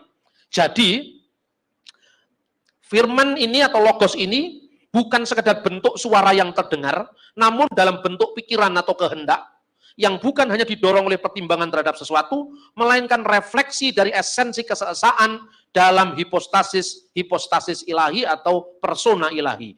Memra atau logos berdiam kekal dalam Bapa, wujud yang esa, dipahami dan diekspresikan sebagai suatu kesatuan dari kehendak dan pikiran. Sehingga untuk konteks Allah yang berbicara, konotasinya kuasanya, kodrat, kehendaknya, irodat, ilmu, dan kalam firmannya. Jadi logos dalam iman Kristen tidak hanya berarti berfirman atau berkata-kata secara verbal, melainkan mencakup sifat kodrat, irodat, ilmu, dan kalam. Perhatikan bagan ini. Wujud ini adalah Bapa. Logos, kalimah, memra, firman, ini adalah putra. Yang hitam ini Roh Kudus, Ruah HaKodes, Ruha Dekutsa, dan seterusnya. Holy Spirit, dan seterusnya. Jangan mengkritik saya, Pak Bambang, ini kok gambarnya Bapak dan anak kok lebih kecil dari Bapak. Apakah ini subordinasi? Ini karena keterbatasan gambar animasi saja. Ini wujud, tetapi ini bukan soal kecil-kecilan jumlah. Kenapa Anda kok selalu mengatakan, Bapak sama besar dengan putra, sama besar dengan Roh Kudus? Karena pikiranmu ada 3. Makanya ada perbandingan. Coba sekarang bayangkan Tuhan itu satu. Maka Anda tidak mungkin membandingkan firman-Nya dengan yang punya firman, rohnya dan yang punya roh. Anda tidak akan bertanya kepada saya, Pak Bambang. Terus terang saja, Pak, lebih besar mana antara pikiran Anda dan roh Anda dan Anda? Wih, batukmu semelenget takon itu. Karena pikiranmu saya menggayangkan saya 3. Tuhan itu satu, tidak usah dibandingkan. Itu bukunya Wesley Brill, Dasar yang Teguh, itu buku yang tidak salah tapi boros itu. Boros karena apa? Bapa 1 bab, putra 1 bab, Roh Kudus 1 bab. Karena akibat orang barat berpikir secara analitis, secara ilmu, fisika, dan matematika. Maka Anda membayangkan Tuhan dengan bedanya Bapa pun Roh Kudus. Jeruk keprok, jeruk nipis, jeruk bali. Lalu Tuhan kok padaknya karo jeruk, Mas? Ya enggak bisa. Metafisika, sekali lagi, metafisika. Jangan membayangkan Tuhan dengan bakpao. Tapi bandingkan kepintaran membuat bakpao. Karena kepintaran ilmu itu kan nggak bisa dijumlah. Saya punya ilmu bakpao. Saya ajarkan pada 100 orang. Dulunya enggak pinter bikin bakpao. Sekarang 100 orang setelah saya ajar pinter bikin bakpao. Apakah ilmu bakpao saya berkurang 100? Tidak. Kenapa? Karena ilmunya bakpao nggak bisa dijumlah. Ilmu fisika, teologi, semua ilmu. kecerdasan, kerinduan, cinta kasih, keadilan nggak bisa ditakar dengan timbangan. Tetapi kalau 2-3 bakpao diambil 1 bakpao, tinggal 2 bakpao. Makanya Anda ditanya, ketika putra meninggal di dunia selama 3 hari, dalam kuburan di surga tinggal berapa? Itu kan? Karena Anda membayangkan 3, kacau sendiri. Jangan dijawab, itu orang yang tidak diselamatkan. Kita orang yang ditentukan untuk selamat. Makanya syukuri keselamatanmu, jangan mendengarkan ke kanan dan ke kiri, tutuplah telingamu. Apa ya seperti itu iman Kristen itu? Rasanya kok nggak kayak gitu iman Kristen itu. Tapi ujilah, ya kan? Nah kemudian dalam logos ini, dalam firman ini, dalam sabda ini, mengandung apa saja? Dalam logos kalimatullah atau memra, dalam ajaran Trinitas sudah mengandung sifat qudrat, irodat, ilmu, kalam. Ini semua sifat dari memra. Memra itu putusan ilahi. Memra itu kuasa ilahi. Memra itu adalah kehendak ilahi. Memra itu adalah ilmu ilahi. Memra itu adalah Allah yang berkata-kata dengan firman-Nya. Jadi pengertian logos pada mulanya adalah firman. Itu bukan sekedar kata-kata. Tetapi lebih daripada itu. Sabdo Pandito Ratu. Ini contohnya Jawa aja sekarang. Sabdo Pandito Ratu. Raja berkuasa menitahkan. Artinya dia berkuasa. Karena titahnya dipahami. Seorang raja mengatakan, hai kamu berangkat perang, semua maju perang. Karena dalam dirinya ada kuasa. Ketika dia mengatakan majulah perang, dia ada kehendak. Kehendak untuk menyuruh orang-orangnya untuk maju perang. Ya kan? Apa dia hanya kurang pertimbangan menyuruh perang? Dia ada pertimbangan karena dia panglima perang, disuruh perang. Terus kemudian ketika mewujudkan kehendaknya, mewujudkan kodratnya, mewujudkan ilmunya, dia berkata-kata, hai panglima, majulah ke medan laga. Jadi di dalam diri Tuhan yang disebut sabda, itu tidak hanya kata-kata semata, tapi ada kodrat, irodat, ilmu, ada semua di sana. Kemudian di dalam Roh Kudus. Sekarang di sini kan kalau dalam ilmu kalam Islam, hayat, Allah itu maha hidup. Sama, Allah itu maha mendengar. Basar, Allah itu maha melihat. Ini kalau ilmu Jawa, hanya A-I-U. Tahu artinya A-I-U? Aku iki urip. Nah ini dulu saya pernah diajar sama mbah saya. Mbah Sugeng, itu bukan mbah saya asli. Dulu saya tuh pernah tidak mau sholat lama sekali, setahun saya berguru sama orang ahli kebatinan namanya Mbah Sugeng. Saya tanya, Mbah, Gusti Allah itu maha hidup hayat. Gusti Allah itu maha melihat, maha mendengar, sama basar. Terus katanya Mbah Sugeng, wibu bocah cilik yo ngerti le katanya. Kowe urip? Nggih Mbah, saya hidup. Kowe urip mergane kowe duwe apa? Punya roh. Lah iya. Kalau kamu sudah mengatakan roh itu termasuk kowe iki iso ndelok. Kamu punya roh, itu menyebabkan kamu mendengar. Kamu punya roh, menyebabkan seluruh kehidupan memancar dari roh. Jadi nggak usah diteorikan. Maha hidup. Roh itu kan urip. Aku iki urip. A-I-U. Alif fathah A, alif kasrohi, alif dhama'u. Katanya Mbah Sugeng, aku iki urip. Katanya. Itu artinya apa? Kalau dikatakan roh, ya sudah mengandung. Dia melihat, dia mendengar, sudah mengandung itu. Dia hidup. Orang kan hidup dari rohnya. Dengan cukup mengatakan roh manusia. Berarti roh manusia itu bisa mendengar. Roh manusia bisa melihat otomatis. Roh manusia itu hidup. Begitu juga di dalam Roh Kudus itu sudah mengandung sifat hayat, sifat sama, sifat basar. Selesai kan? Jadi bukan Bapa itu kodrat kuasa mencipta, Putra kodrat kuasa berfirman. Masa hanya berfirman? Firman itu kan hanya wujud verbal dari ucapan. Maka saya tidak setuju dengan Profesor Olak Suman. Sekalipun beliau guru saya. Beliau mengatakan begini, kata-kata yang tepat untuk diterjemahkan NRK and holokos pada mulanya ada logos, itu bukan kalimah, tetapi kalam katanya. Nah saya nggak setuju karena kalam itu hanya kata-kata verbal. Kalama yukalimu itu hanya kata-kata verbal. Berkata, tapi kalimah itu lebih daripada sekedar kata-kata. Kita buktikan baik di dalam Alkitab maupun di dalam Al-Quran. Kita melihat sekarang misalnya. Apa artinya memra? Sehingga dia mengandung kehendak atau kodrat, mengandung pikiran, ya, mengandung ilmu, mengandung firman. Atau kata-kata, karena apa? Alkitab mengatakan, sejauh Allah menyatakan diri yang tidak kelihatan menjadi kelihatan, dia selalu menggunakan kata memra di dalam Targum. Jadi satu contoh misalnya, Kejadian pasal 3 ayat 8. Ketika mereka mendengar bunyi langkah Tuhan Allah, wa yisma'u etkol Yahweh Elohim, yang berjalan-jalan pada taman itu pada hari sejuk. Bagaimana Tuhan yang roh kok berjalan-jalan pada hari sejuk? Ini kan problemnya mirip sekali dengan yadallah fauqa aidihim. Kemudian diterjemahkan kekuasaan Allah maha menolong mereka. Tuhan yang adalah roh, tidak kelihatan, tidak seorang pun bisa melihat Allah, kok digambarkan berjalan-jalan pada hari sejuk. Maka di dalam Targum bahasa Aram diterjemahkan ketika mereka mendengar bunyi langkah memra Tuhan Allah. Jadi sejauh Allah yang tidak kelihatan memperkenalkan diri kepada Abraham, kepada Musa, maka dia disebut dengan Mimra. Firman, maka datanglah Tuhan kepada Laban dalam mimpi. Bagaimana Tuhan yang tidak kelihatan dibayangkan oleh Laban? Maka dikatakan, Mimra min khedem Allaha, firman yang bersama-sama dengan Allah, datang luat Laban kepada Abraham, kepada Laban. Maka jelas bahwa ungkapan firman itu bersama-sama Allah mengingatkan pada idiom targum Mimra min khedem Allaha, firman yang bersama-sama dengan Allah. Dan firman itu adalah eksplisitasi dari pernyataan sepanjang ayat-ayat Alkitab sebagaimana terbukti dari terjemahan Targum bahwa Allah, ketika Allah menyatakan diri sebagai manusia, di situ kata Elohim diterjemahkan dengan Mimra de Allah, firman Allah. Berarti firman Allah adalah Allah, di pihak lain firman Allah bersama-sama dengan Allah. Yang terakhir, kita lihat bagaimana kesejajaran itu pada halaman 5. Mimra min khedem Allaha, Kei ho logos, bukan ho, itu ho, logos and prostonteon. Mimra de Allaha, kei theos and ho logos. Jadi jelas bahwa Yohanes 1 ayat 1 bukan himne kafir neoplatonis, tapi asalnya dari Targum. Nah sekarang kita lihat kesejajaran konsep mimra dan kalimah. Kalau kata kalam dalam Quran hanya bersifat kata-kata verbal, maka kata kalimah sebanding dengan kata mimra. Misalnya, bahkan adakah bagi mereka sekutu-sekutu Tuhan yang mensyariatkan agama bagi mereka, sesuatu yang tidak diizinkan Allah. Jika bukan karena kalimah yang telah ditetapkan, maka dihukumlah di antara mereka. Jika bukan karena kalimah, di sini diterjemahkan kadang-kadang ketetapan, perintah, ketentuan. Berarti kata kalimah tidak hanya berarti kata-kata verbal, tapi ketentuan itu mengandung kekuasaan Tuhan. Lalu misalnya, tidakkah manusia itu melainkan suatu umat kemudian mereka berselisih? Kalau bukan karena kalimah Tuhanmu yang telah ditetapkan, maka putusan itu akan diberikan di antara mereka. Di sini dikatakan bahwa kalau bukan kalimatun sabakat min rabbika, ini mirip dengan kata-kata misalnya, sungguh Tuhan yang mengucapkan Kipi Adonai Diber. Dalam Targum Yonatan diterjemahkan, begitu dinyatakan oleh Mimra Tuhan. Yesaya 1 ayat 20.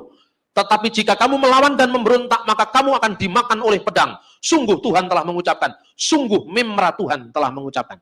Jadi Mimra atau anak Allah atau firman Allah bukan hanya kata-kata Allah secara verbal, tetapi juga kodrat Allah, irodat Allah, ilmu Allah, dan kalam Allah. Sementara Roh Kudus tidak hanya berarti dia hidup, tetapi juga seluruh yang berkaitan dengan hidup. Berarti apa? Di situ ada hayat, ada hidup, ada basar, ada maha melihat, ada sama maha mendengar, dan seterusnya. Karena tidak terbatas hanya 20. Begitu juga apabila kita memahami dalam konteks yang seperti ini, maka kita akan lebih jelas memahami perbandingan iman Kristen dengan ilmu kalam Islam untuk saling bisa memahami. Sekali lagi, fil badi'il kanal kalimah wal kalimatu kana indallah wa kana kalimatullah adalah terjemahan yang paling tepat dari kata logos, kalimah. Bukan kalam seperti yang diusulkan oleh Profesor Olaf Suman. Saya kira itu yang saya sampaikan. Terima kasih.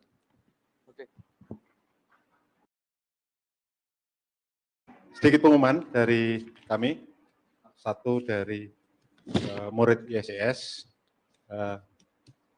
berjualan, ya. Karena tadi mestinya beliau berjualan, tetapi karena ada tugas dari ISCS, yaitu bertemu dengan seorang pendeta yang mempersoalkan nama, sehingga ya itu tadi jualannya nggak sempat dikelilingkan. Oleh karenanya kami putuskan agar penjualannya bisa dijual di tempat pertemuan kita. Jadi misalnya kalau bapak-bapak punya pemikiran atau keinginan untuk membeli atau mendapatkan telur yang enak, telur asin, ya, bapak bisa mencari di belakang sana dengan harga 10.000 3 butir. Itu lebih enak dari telur bebes itu, lebih enak. Oh ya. Ya. Baik, demikian saya rasa. Silakan lanjutkan diskusinya. Terima kasih Pak Moderator. Oke, terima kasih. Sekali lagi tepuk tangan untuk Pak Bambang Nurseno. Ya, puji Tuhan, hari ini kita diberikan pencerahan. Sebetulnya ini saya mengucapkan terima kasih ya kepada guru saya, abah saya, Pak Bambang Nurseno, karena melalui beliau saya akhirnya jadi mahasiswa Fakultas Filsafat di Widya Mandala. Jadi Pak Bambang ini mengulang kelas saya, metafisika. Mempersingkat waktu, saya memberikan kesempatan kepada 3 orang penanya, kalau bisa berkaitan dengan tema ya, karena takutnya nanti penjelasannya lebih ke struktur. Lebih 3 penanya,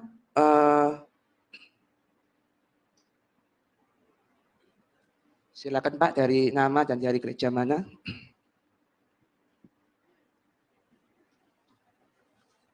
Salam Pak. Saya Sarun.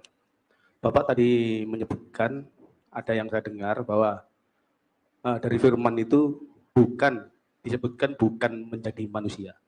Jadi dari firman berubah menjadi manusia. Saya dengar tadi. Jadi kalau diartikan di sini berubah menjadi manusia, bisa juga berubah menjadi kancil, Pak, atau menjadi tikus. Tolong diperjelas, Pak. Terima kasih. Oke. Penanya berikutnya, silakan. Oke, kawan kita.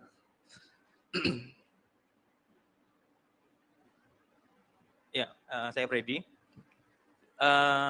Mungkin bisa dijelaskan apakah ada dalam Islam konsep tentang teofani? Jadi kalau dari Kristen kan mengenal teofani, tapi apakah dalam Islam juga mengenal konsep teofani? Terus kedua, mungkin hampir mirip sama pertanyaan dari Bapak tadi, ada satu site Muslim yang dia membantah dalam Quran kalau Isa itu kalimatullah, itu firman, tapi firman dari dia. Jadi firman berubah jadi Isa. Jadi firman itu berubah ya sudah jadi ciptaan gitu. Nah, mungkin dalam pemandang Kristen seperti mungkin bisa dijelaskan lebih lanjut ya, masih. Oke, penanya terakhir.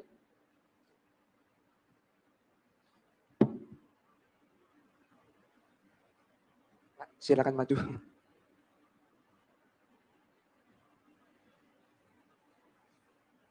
Terima kasih atas waktunya.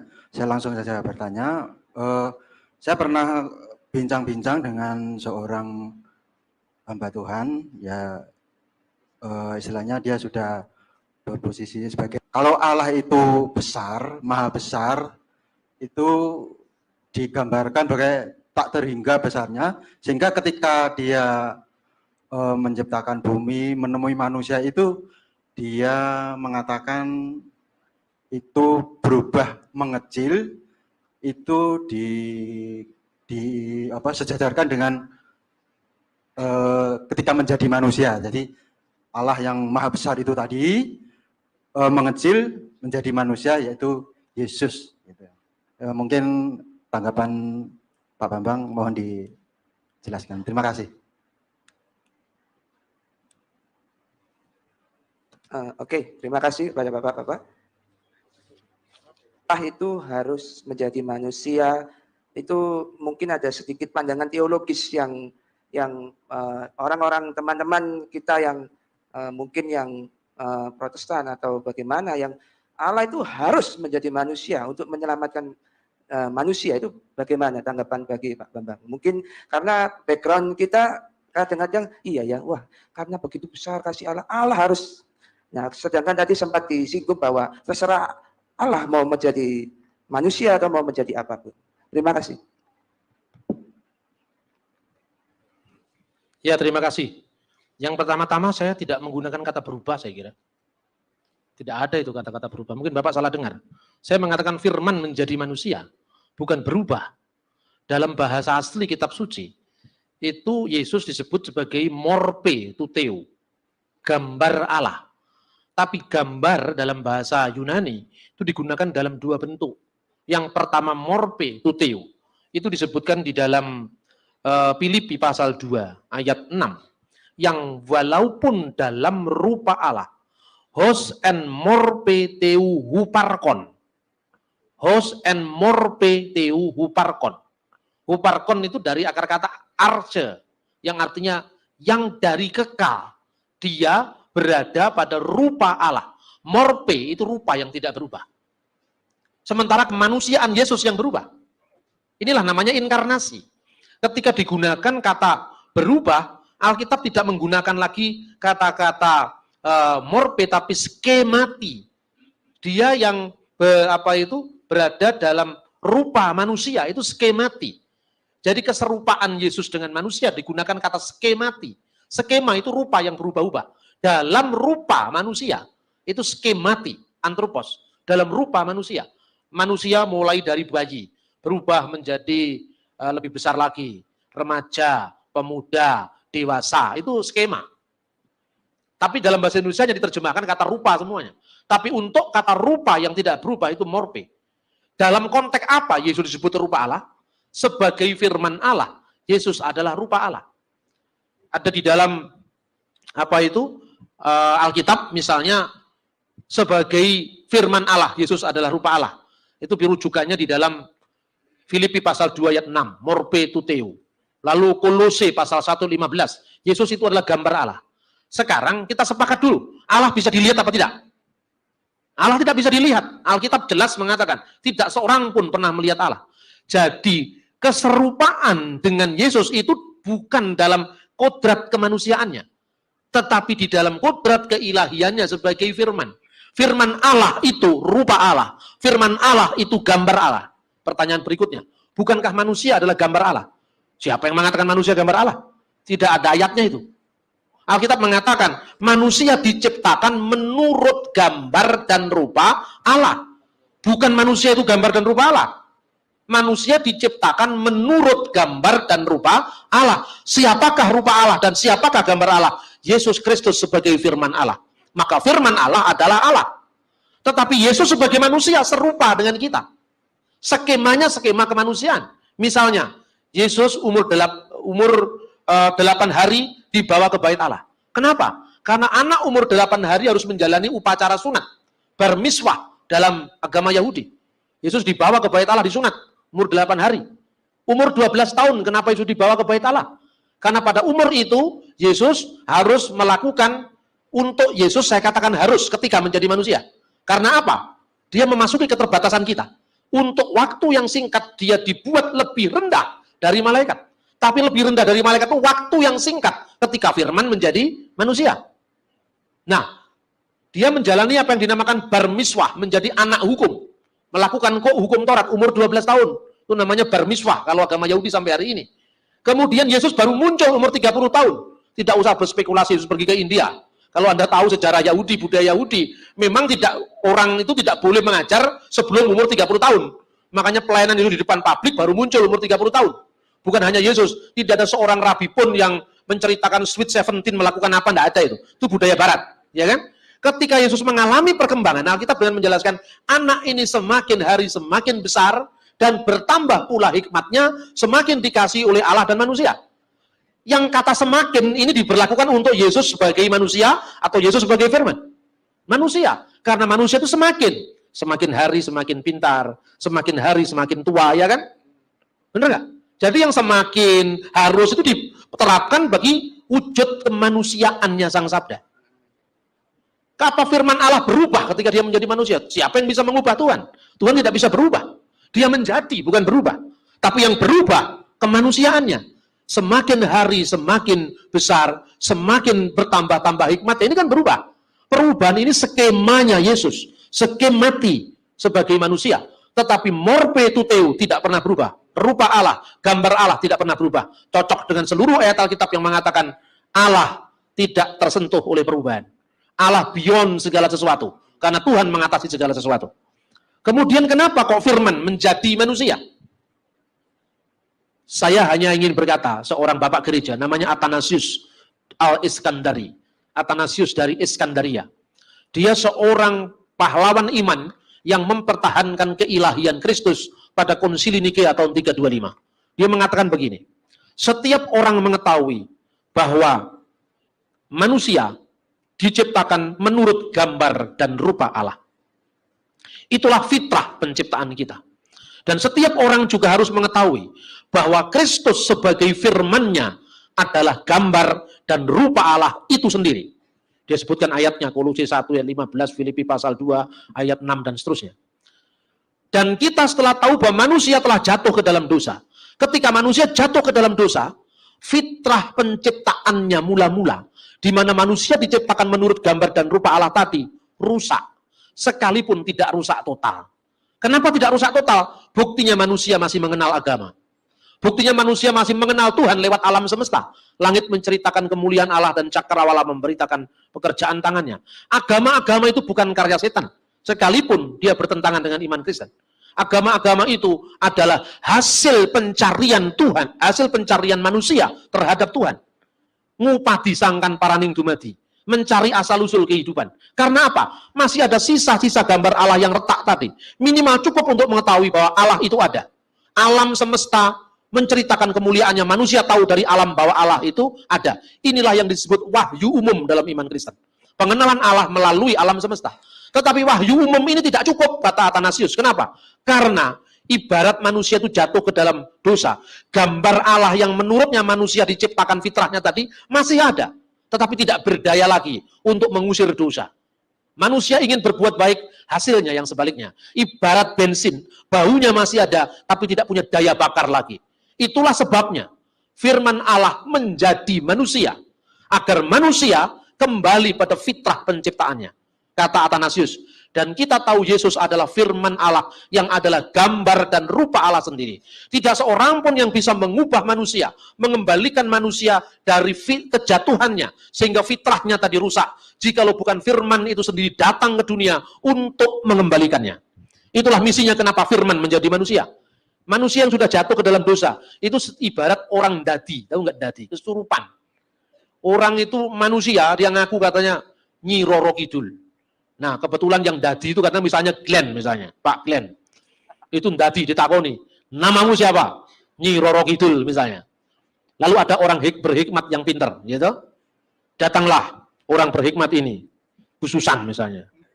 Kemudian Bu Susan bawa fotonya Glenn besar-besar. Didampingi oleh Freddy. Kemudian dikatakan, hei, siapa kamu? Katanya, saya Nyi Roro Kidul. Suaranya sudah berubah seperti perempuan. Siapa kamu? Nyi Roro Kidul. Tunjukkan gambarnya. Ini gambar siapa? Gambarnya saya. Kamu Nyi Roro Kidul apa bukan? Bukan. Kamu siapa? Glenn. Nah, begitu juga manusia kembali pada fitrah penciptaannya semula ketika dia melihat gambar manusia sempurna yang olehnya manusia diciptakan. Paham yang saya maksud? Jadi bukan, kenapa Allah menjadi manusia? Itu kan terserah Tuhan. Mau apa urusanmu? Lah ini kan semenang-menang yang namanya begitu. Alkitab terlalu jelas memberikan jawaban. Ya kan? Nah, kemudian yang berikut, maha besar. Tidak terhingga, sehingga ketika dia menjadi manusia berubah mengecil. Itu Anda menggambarkan seperti gambaran fisik tadi. Besar kecilnya itu nggak ditentukan oleh ruang dan waktu kan. Coba kita, makanya kadang-kadang ya, saya selalu ingin mengusahakan di sekolah-sekolah STT Protestan itu mesti belajar filsafat. Itu penting sekali, karena filsafat itu disiplin berpikir. Kalau pikiran kita itu tidak sistematik, tidak urut, hancur, itu kita tidak bisa mikir kritis. Begitu Anda ditanya tentang masalah metafisika, langsung mentok mengatakan, hanya Allah yang tahu, kan selesai.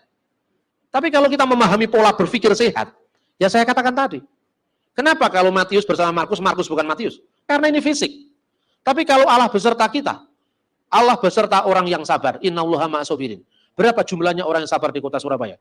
Oh banyak Pak, 10.000 misalnya. Berarti di 10.000 tempat yang berbeda, Allah yang satu beserta dengan 10.000 orang di saat dan jam yang sama. Apakah Allah jadi 10.000? Tuhan, kenapa enggak datang-datang? Di Betani kebaktiannya kelamaan, makanya enggak datang-datang ke sana. Itu kan orang yang otaknya senting sebetulnya. Bagaimana Anda bisa memahami Tuhan dengan ruang dan waktu? Jadi tidak perlu kita harus membuat kata-kata, dia harus mengecil. Memang Tuhan itu mikroba apa harus mengecil apa? Kemahabesarannya justru mencakup segala sesuatu, sehingga tidak ada yang mustahil bagi dia. Gitu loh. Terus kemudian firman dari dia. Iya betul. Dalam Al-Quran ada dua kata yang diterjemahkan itu, satu dari surat An-Nisa ayat 171, satu dari surat Ali Imran 39 dan Ali Imran 45. Tiga ini yang bicara Isa sebagai kalimah. Tetapi redaksinya beda-beda. Kalau di dalam surat An-Nisa 171 dikatakan innamal masih, sesungguhnya Al-Masih Isa putra Maryam itu Rasulullah, Rasul Allah, wa kalimatuhu, wa dan kalimah firman, hu dia dan firmannya. Jadi bukan firman darinya, tapi ada firman darinya. Itu dari Ali Imran. Firmannya alqoha ila Maryam, yang dijatuhkan kepada Maryam. Warruhu minhu, dan roh dari dia. Itu dari An-Nisa. Tapi dari Ali Imran 39, Anallaha yubashiruka biyahya musaddiqan bi kalimati min Allah. Ketika Allah berfirman, sesungguhnya Allah telah memberikan kabar gembira kepadamu dengan firman bi kalimati minhu, dan firman dari dia. Apa? Musaddiqan bi kalimati min Allah, sorry. Dengan firman dari Allah. Ini dari Ali Imran 39. Ali Imran 45, redaksinya innallaha yubasyiruki, karena itu untuk Maryam, bi kalimati minhu, dengan firman dari dia. Dua kata dari muncul dari dua ayat, Ali Imran 39 dan Ali Imran 45, tapi Anisa firmannya. Jadi saya kira nggak bisa dijadikan dasar untuk membuat kesimpulan bagi saya, kalau saya pribadi. Saya tidak bisa mengatakan apa yang dimaksudkan Quran dengan Isa itu efek dari ciptaan atau ciptaan. Karena semua teologi-teologi Kristen yang menyebar pada zaman sebelum Nabi Muhammad, itu semua terwakili dalam Quran. Dan kita tidak bisa memaksakan hanya satu tafsir yang dianut, yang lain dibuang. Kalau Anda membaca tulisannya Thomas yang saya kutip tadi, yang The Word of God in the Quran, itu ada perkembangan. Misalnya, kalau kata kalimah itu diterapkan untuk Isa dalam pengertian makhluk, kenapa dari ayat-ayat yang saya sebut tadi, itu justru menunjukkan keputusan ilahi, kedaulatan ilahi, dan kata kalimah. Kalau kata kalamullah itu hanya verbal. Yasma'una kalamullah misalnya. Mereka mendengar firman-firman Allah, itu verbal. Kata-kata yang didengar, kata-kata yang ditulis, itu kalam. Tetapi kalimah itu putusan. Kalimah itu adalah kedaulatan. Itu tambah, jikalau bukan karena kalimah dari Tuhannya misalnya. Nah itu, kemudian jadi saya pikir tidak cukup hanya itu. Langkah yang paling menarik bagi saya dalam studi Islam, bukan sekedar apologetika, tetapi mencari paralelisme sumber-sumber historis. Misalnya, ketika kita mengajukan data-data buku apokrifa, ini paling mujarab bagi saya. Data-data kisah sejaman misalnya, ini paling ini. Dan saudara muslim saya kira juga akan bisa paham itu, seperti yang dibuktikan dari karya Muhammad Khalafullah. Quran bukan kitab sejarah. Fanul kasasi fil Quranul Karim, judul aslinya itu. Jadi memang Al-Quran tidak bisa harus diarahkan pada satu kesimpulan. Kadang-kadang warna Aryan muncul. Tapi kadang-kadang kontra Aryan juga muncul gitu loh. Tetapi itu diwakili pada terminologi yang sama. Maka bagi saya, membandingkan Quran dan Alkitab bukan sekedar perbandingan ayat demi ayat. Membedah asal-usul teksnya, mengkritisi historical background-nya, dan pikiran-pikiran apa yang mempengaruhi orang pada zaman itu. Ini menarik sekali kalau dilakukan kajian sampai seperti ini. Termasuk misalnya mencari kesejajaran antara kata mimra dan kata amar. Ya, Allah yang telah menegakkan langit dengan bi'amrihi, dengan amarnya. Kenapa kata amar? Justru ini mirip dengan kata mimra. Itu yang banyak dilakukan oleh teolog-teolog barat, para orientalis. Sekalipun orientalisme itu di Indonesia dipandang tidak positif. Ya, mereka banyak yang ketakutan dengan studi itu. Tapi bagi saya, menarik untuk dikaji. Kemudian, mengapa Allah harus menjadi manusia? Jangan gunakan kata Allah menjadi manusia. Karena kata Allah itu menunjuk transendensi ilahi. Apa artinya transendensi ilahi? Allah yang tak tergambarkan kebesarannya. Allah yang tak terungkapkan seolah-olah keberadaannya. Maka dikatakan, laisa kamatsli sayun. Itu yang disebut kata Allah dalam bahasa Arab dan Indonesia. Dalam Alkitab pun tidak ada kata Allah jadi manusia, itu tidak ada. Coba Anda cari. Yang ada Allah menyatakan diri dalam daging. Tidak pernah ada dikatakan Allah menjadi, tidak pernah ada. Itu bahasanya para teolog barat. Kata Allah menjadi manusia tak satu pun dijumpai dalam Alkitab. Yang ada dalam Alkitab adalah firman menjadi manusia. Loh, tapi firman itu kan Allah, Pak. Dalam firman menjadi manusia, itu ada dua kodrat. Sepenuhnya ilahi sebagai firman Allah, dan sepenuhnya insani sebagai putra Maryam. Ketika kita memperlakukan keterbatasan Yesus, dengan sangat jelas mengatakan dia dibunuh dalam keadaannya sebagai manusia. Ketika menjadi manusia dia adalah taat, bahkan taat sampai mati di kayu salib ketika menjadi manusia. Dia berdoa kepada Allah ketika menjadi manusia. Dia berfirman, Bapa itu lebih besar daripada aku ketika menjadi manusia. Tetapi Allah tetap di atas transendensinya. Karena firman Allah itu tidak bisa mati. Dalam sebuah kidung gereja kuno, dalam bahasa Arab, saya ambil nada yang paling populer, karena dipakai baik orang Ortodok, Katolik, maupun Protestan. Kudusulillah, kudusulil kowi, kudusulillahi la yamut, irhamna, kudusun yaman sulita anirhamna. Kuduslah engkau ya Allah, kuduslah engkau yang tak berkematian. Jadi Allah tidak berkematian, firman Allah tidak berkematian.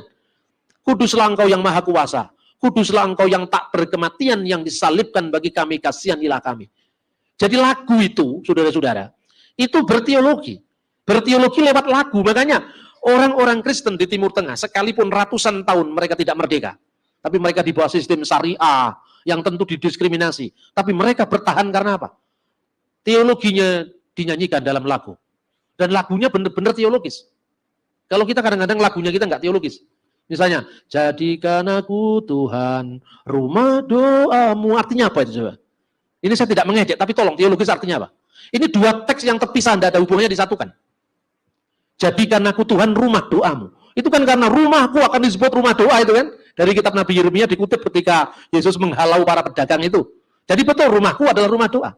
Baitmu ada, tubuh kita adalah bait Allah. Tapi konteksnya tubuh kita bait Allah dengan rumah doa, itu rumah doa di Yerusalem, fisik. Bait Allah ini spirit, tidak sama. Tetapi karena kadang-kadang, ya minta maaf, pencipta lagu tidak mengerti teologi secara benar. Sehingga itu dikaburkan antara dua ayat yang tidak berhubungan. Memang indah kalau dinyanyikan.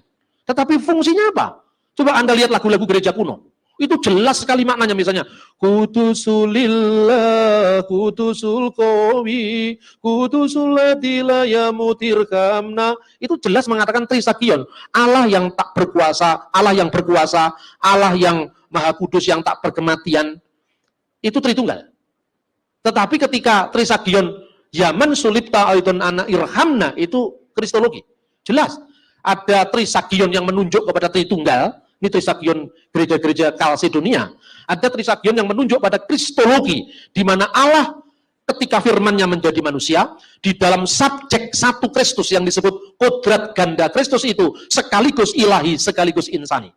Secara ilahi dia tak berkematian, secara insani subjek yang sama tadi mengalami kematian karena bela rasa dengan umat manusia, karena menebus dosa manusia. Itu bisa dijelaskan dengan sangat gamblang, kayak orang Islam itu. Kalau kita berteologi mirip Islam itu gampang nyantol. Menghafalkan ilmu kalam ini misalnya, sekalipun tidak semua ulama sepakat ya. Mukhalafatulil kawadisi. Dari kecil sampai sekarang saya hafal itu. Saya menghafalkan 20 sifat itu hafal. Karena apa? Itu dinyanyikan. Mulai dari jajan ke pasar, masuk ke masjid, di rumah, guyon karo konco-koncone dihafalkan. Tetapi Kristen ini terlalu kontemporer. Lagu abadi itu jarang ada. Lagu abadi itu lagu apa? Ya lagu-lagu gereja kuno itu loh. Kelihatannya itu memang kumuh, kelihatannya tidak modern, kelihatannya belum kenal musik klasik. Tetapi ajarannya jelas. Coba pengakuan iman itu Anda pahami. Anda membaca Alkitab kan sistematiknya sulit kan? Sini mana ayatnya dikatakan satunya begini kan sulit kan? Coba hafalkan aja pengakuan iman itu. Anda akan ngerti Tritunggal itu. Aku percaya kepada Allah, satu Allah. Allah itu satu. One God, ya kan? Ini kalau di Islam namanya tauhid uluhiyah. Tidak ada sembahan lain kecuali sembahan yang satu. Tidak ada ilah lain kecuali al-ilah, Allah. Bapa yang maha kuasa. Wujud Allah yang maha kuasa. Bapa itu kan wujudnya yang maha kuasa. Pencipta langit dan bumi. Segala yang kelihatan dan yang tidak kelihatan.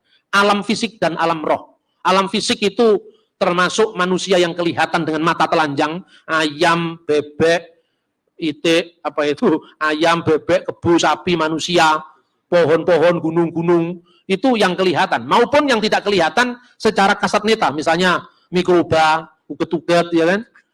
Terus kemudian yang tidak kelihatan secara alam fisik yang nyata ini, demit, setan, peri, perayangan, gendruwo, tetean, ilu-ilu, banaspati, jerangkong, eklek-eklek, itu semua nggak kelihatan, jelas. Dari antropologinya jelas. Dan percaya kepada satu-satunya Tuhan, one Lord, ini tauhid rububiyah. Tidak ada penguasa, tidak ada kedaulatan kecuali kedaulatan satu-satunya, yaitu Yesus Kristus. Segala kuasa telah dilimpahkan kepadaku baik di surga maupun di bumi. Itu Robnya Yesus, Lordnya Yesus, Adonainya Sang Mesias. Gitu? Anak Allah, penegasan pada asal-usul ilahinya. Anak Allah yang tunggal, karena bukan anak Allah orang yang sabar disebut anak Allah, raja yang dilantik Israel disebut anak Allah, tapi anak Allah yang tunggal, monogenes. Artinya firman Allah yang kekal bersama Allah. Yang lahir dari Bapa. Al-mauludu minal abi qabla kullu duhur. Sebelum segala sesuatu.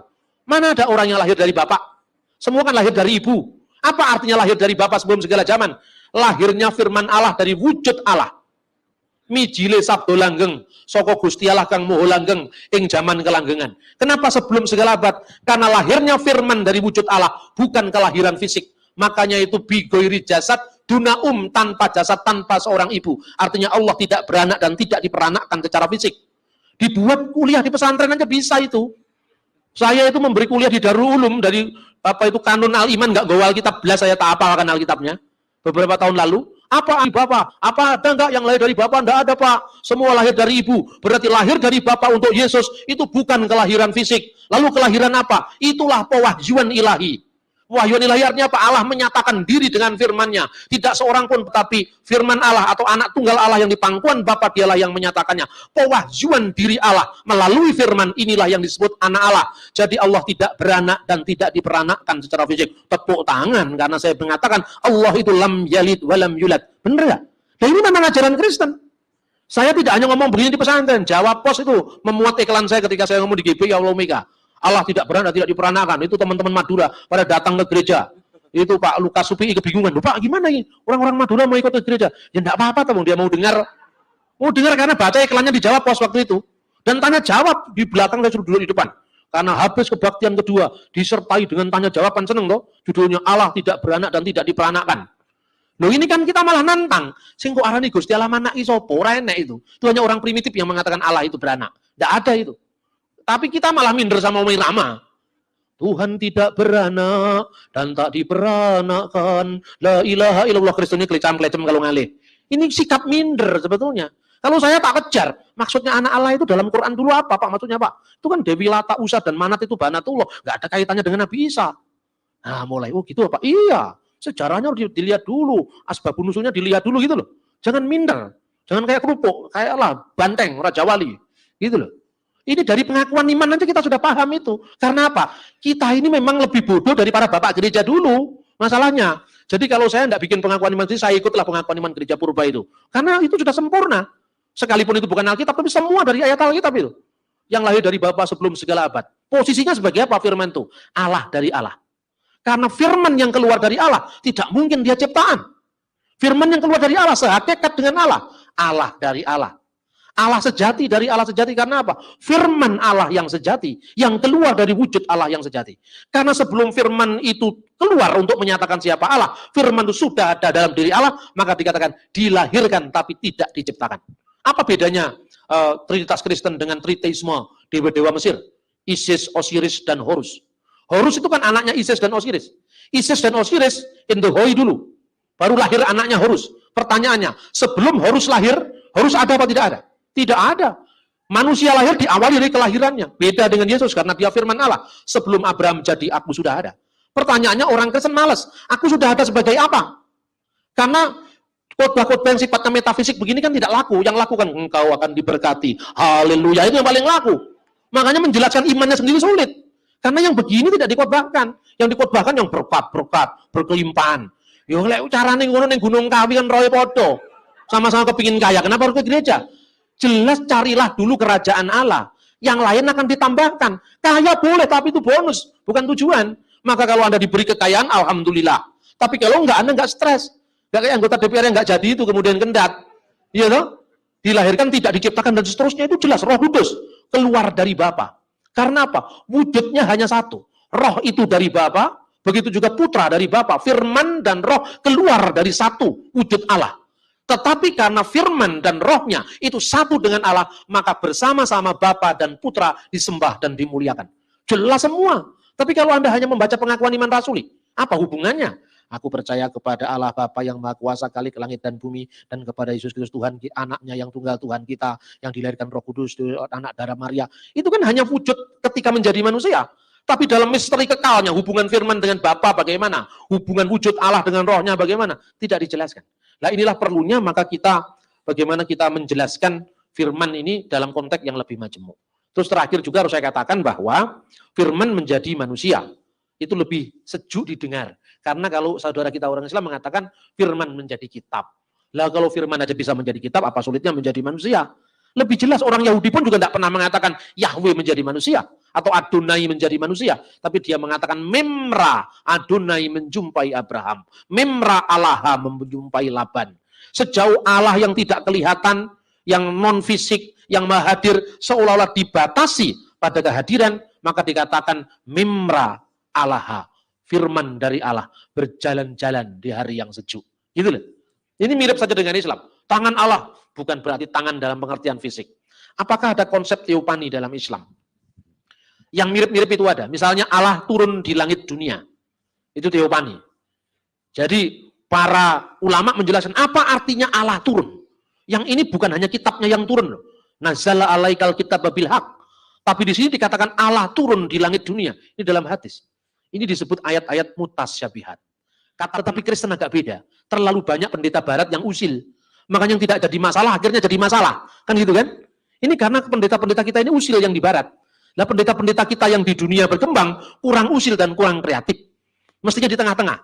Ya jangan usil tapi kreatiflah. Sadar membaca tanda-tanda zaman, supaya firman Tuhan semakin diberitakan. Saya pikir hanya itu saja. Saya tadi ngomong 45 menit, karena saya bicara tidak amper-amper, makanya lebih dari 45 menit, tapi tidak apa-apa. Bulan depan saya pikir temanya agak sulit sedikit. Ya, di situ ada banyak kata-kata, tapi saya berusaha, saya akan buatkan PowerPoint supaya Anda tidak terlalu melihat dengan tatapan mata hampa, dengan tapi tatapan mata yang berpengharapan. Saya pikir itu. Terima kasih. Oke, sekali lagi tepuk tangan untuk Pak Bambang. Oke, kita akan, karena AC-nya sudah dimatikan oleh pihak Plaza. Ini tandanya kita diusir secara halus. Mari kita tutup acara ini dengan terlebih dahulu berdoa, tetapi supaya nggak ngantuk, saya ngajak berdiri, kita menyanyikan satu pujian. Bapak terima kasih. Karena lagu ini universal, baik di Katolik maupun di Protestan atau Karismatik, kita akan menyanyikan bersama-sama. 1, 2, 3. Bapa terima kasih. Bapa terima kasih. Bapa di dalam surga. Terima kasih. Amin. Marilah kita berdoa. Bismillahirrahmanirrahim. Walidni warohi kudus. Al-Ilahu wahid. Amin. Ya Allah, ya Abah Samawi, Allah yang kami kenal dan kami sembah di dalam wujud kemanusiaan Yesus Kristus. Kami bersyukur kalau kami boleh berkumpul di tempat ini, boleh mengikuti acara ini, itu semua hanya oleh kasih karunia dan anugerah Tuhan semata. Jangankan biarkan kami menjadi seorang yang sombong. Ya Bapa Surgawi, sebentar lagi kami akan pulang. Kiranya Tuhan menyertai kami dalam perjalanan kami sehingga kami boleh tiba dan bertemu dengan keluarga kami masing-masing. Pertemukanlah kami kembali dalam acara ini berikutnya. Biarlah kuasa Roh Kudus-Mu yang memampukan kami untuk dapat memberikan pengertian, memberikan hikmat, makrifat yang hanya dari Tuhan. Dan kami meyakini bahwa iman membutuhkan akal budi seperti yang dikatakan oleh Santo Anselmus dari Canterbury. Terima kasih Tuhan, terima kasih. Segala kemuliaan hanya bagi Sang Bapa, Putra, dan Roh Kudus seperti pada permulaan, kini, dan sepanjang segala masa. Amin. Demi nama Bapa, Putra, dan Roh Kudus. Amin.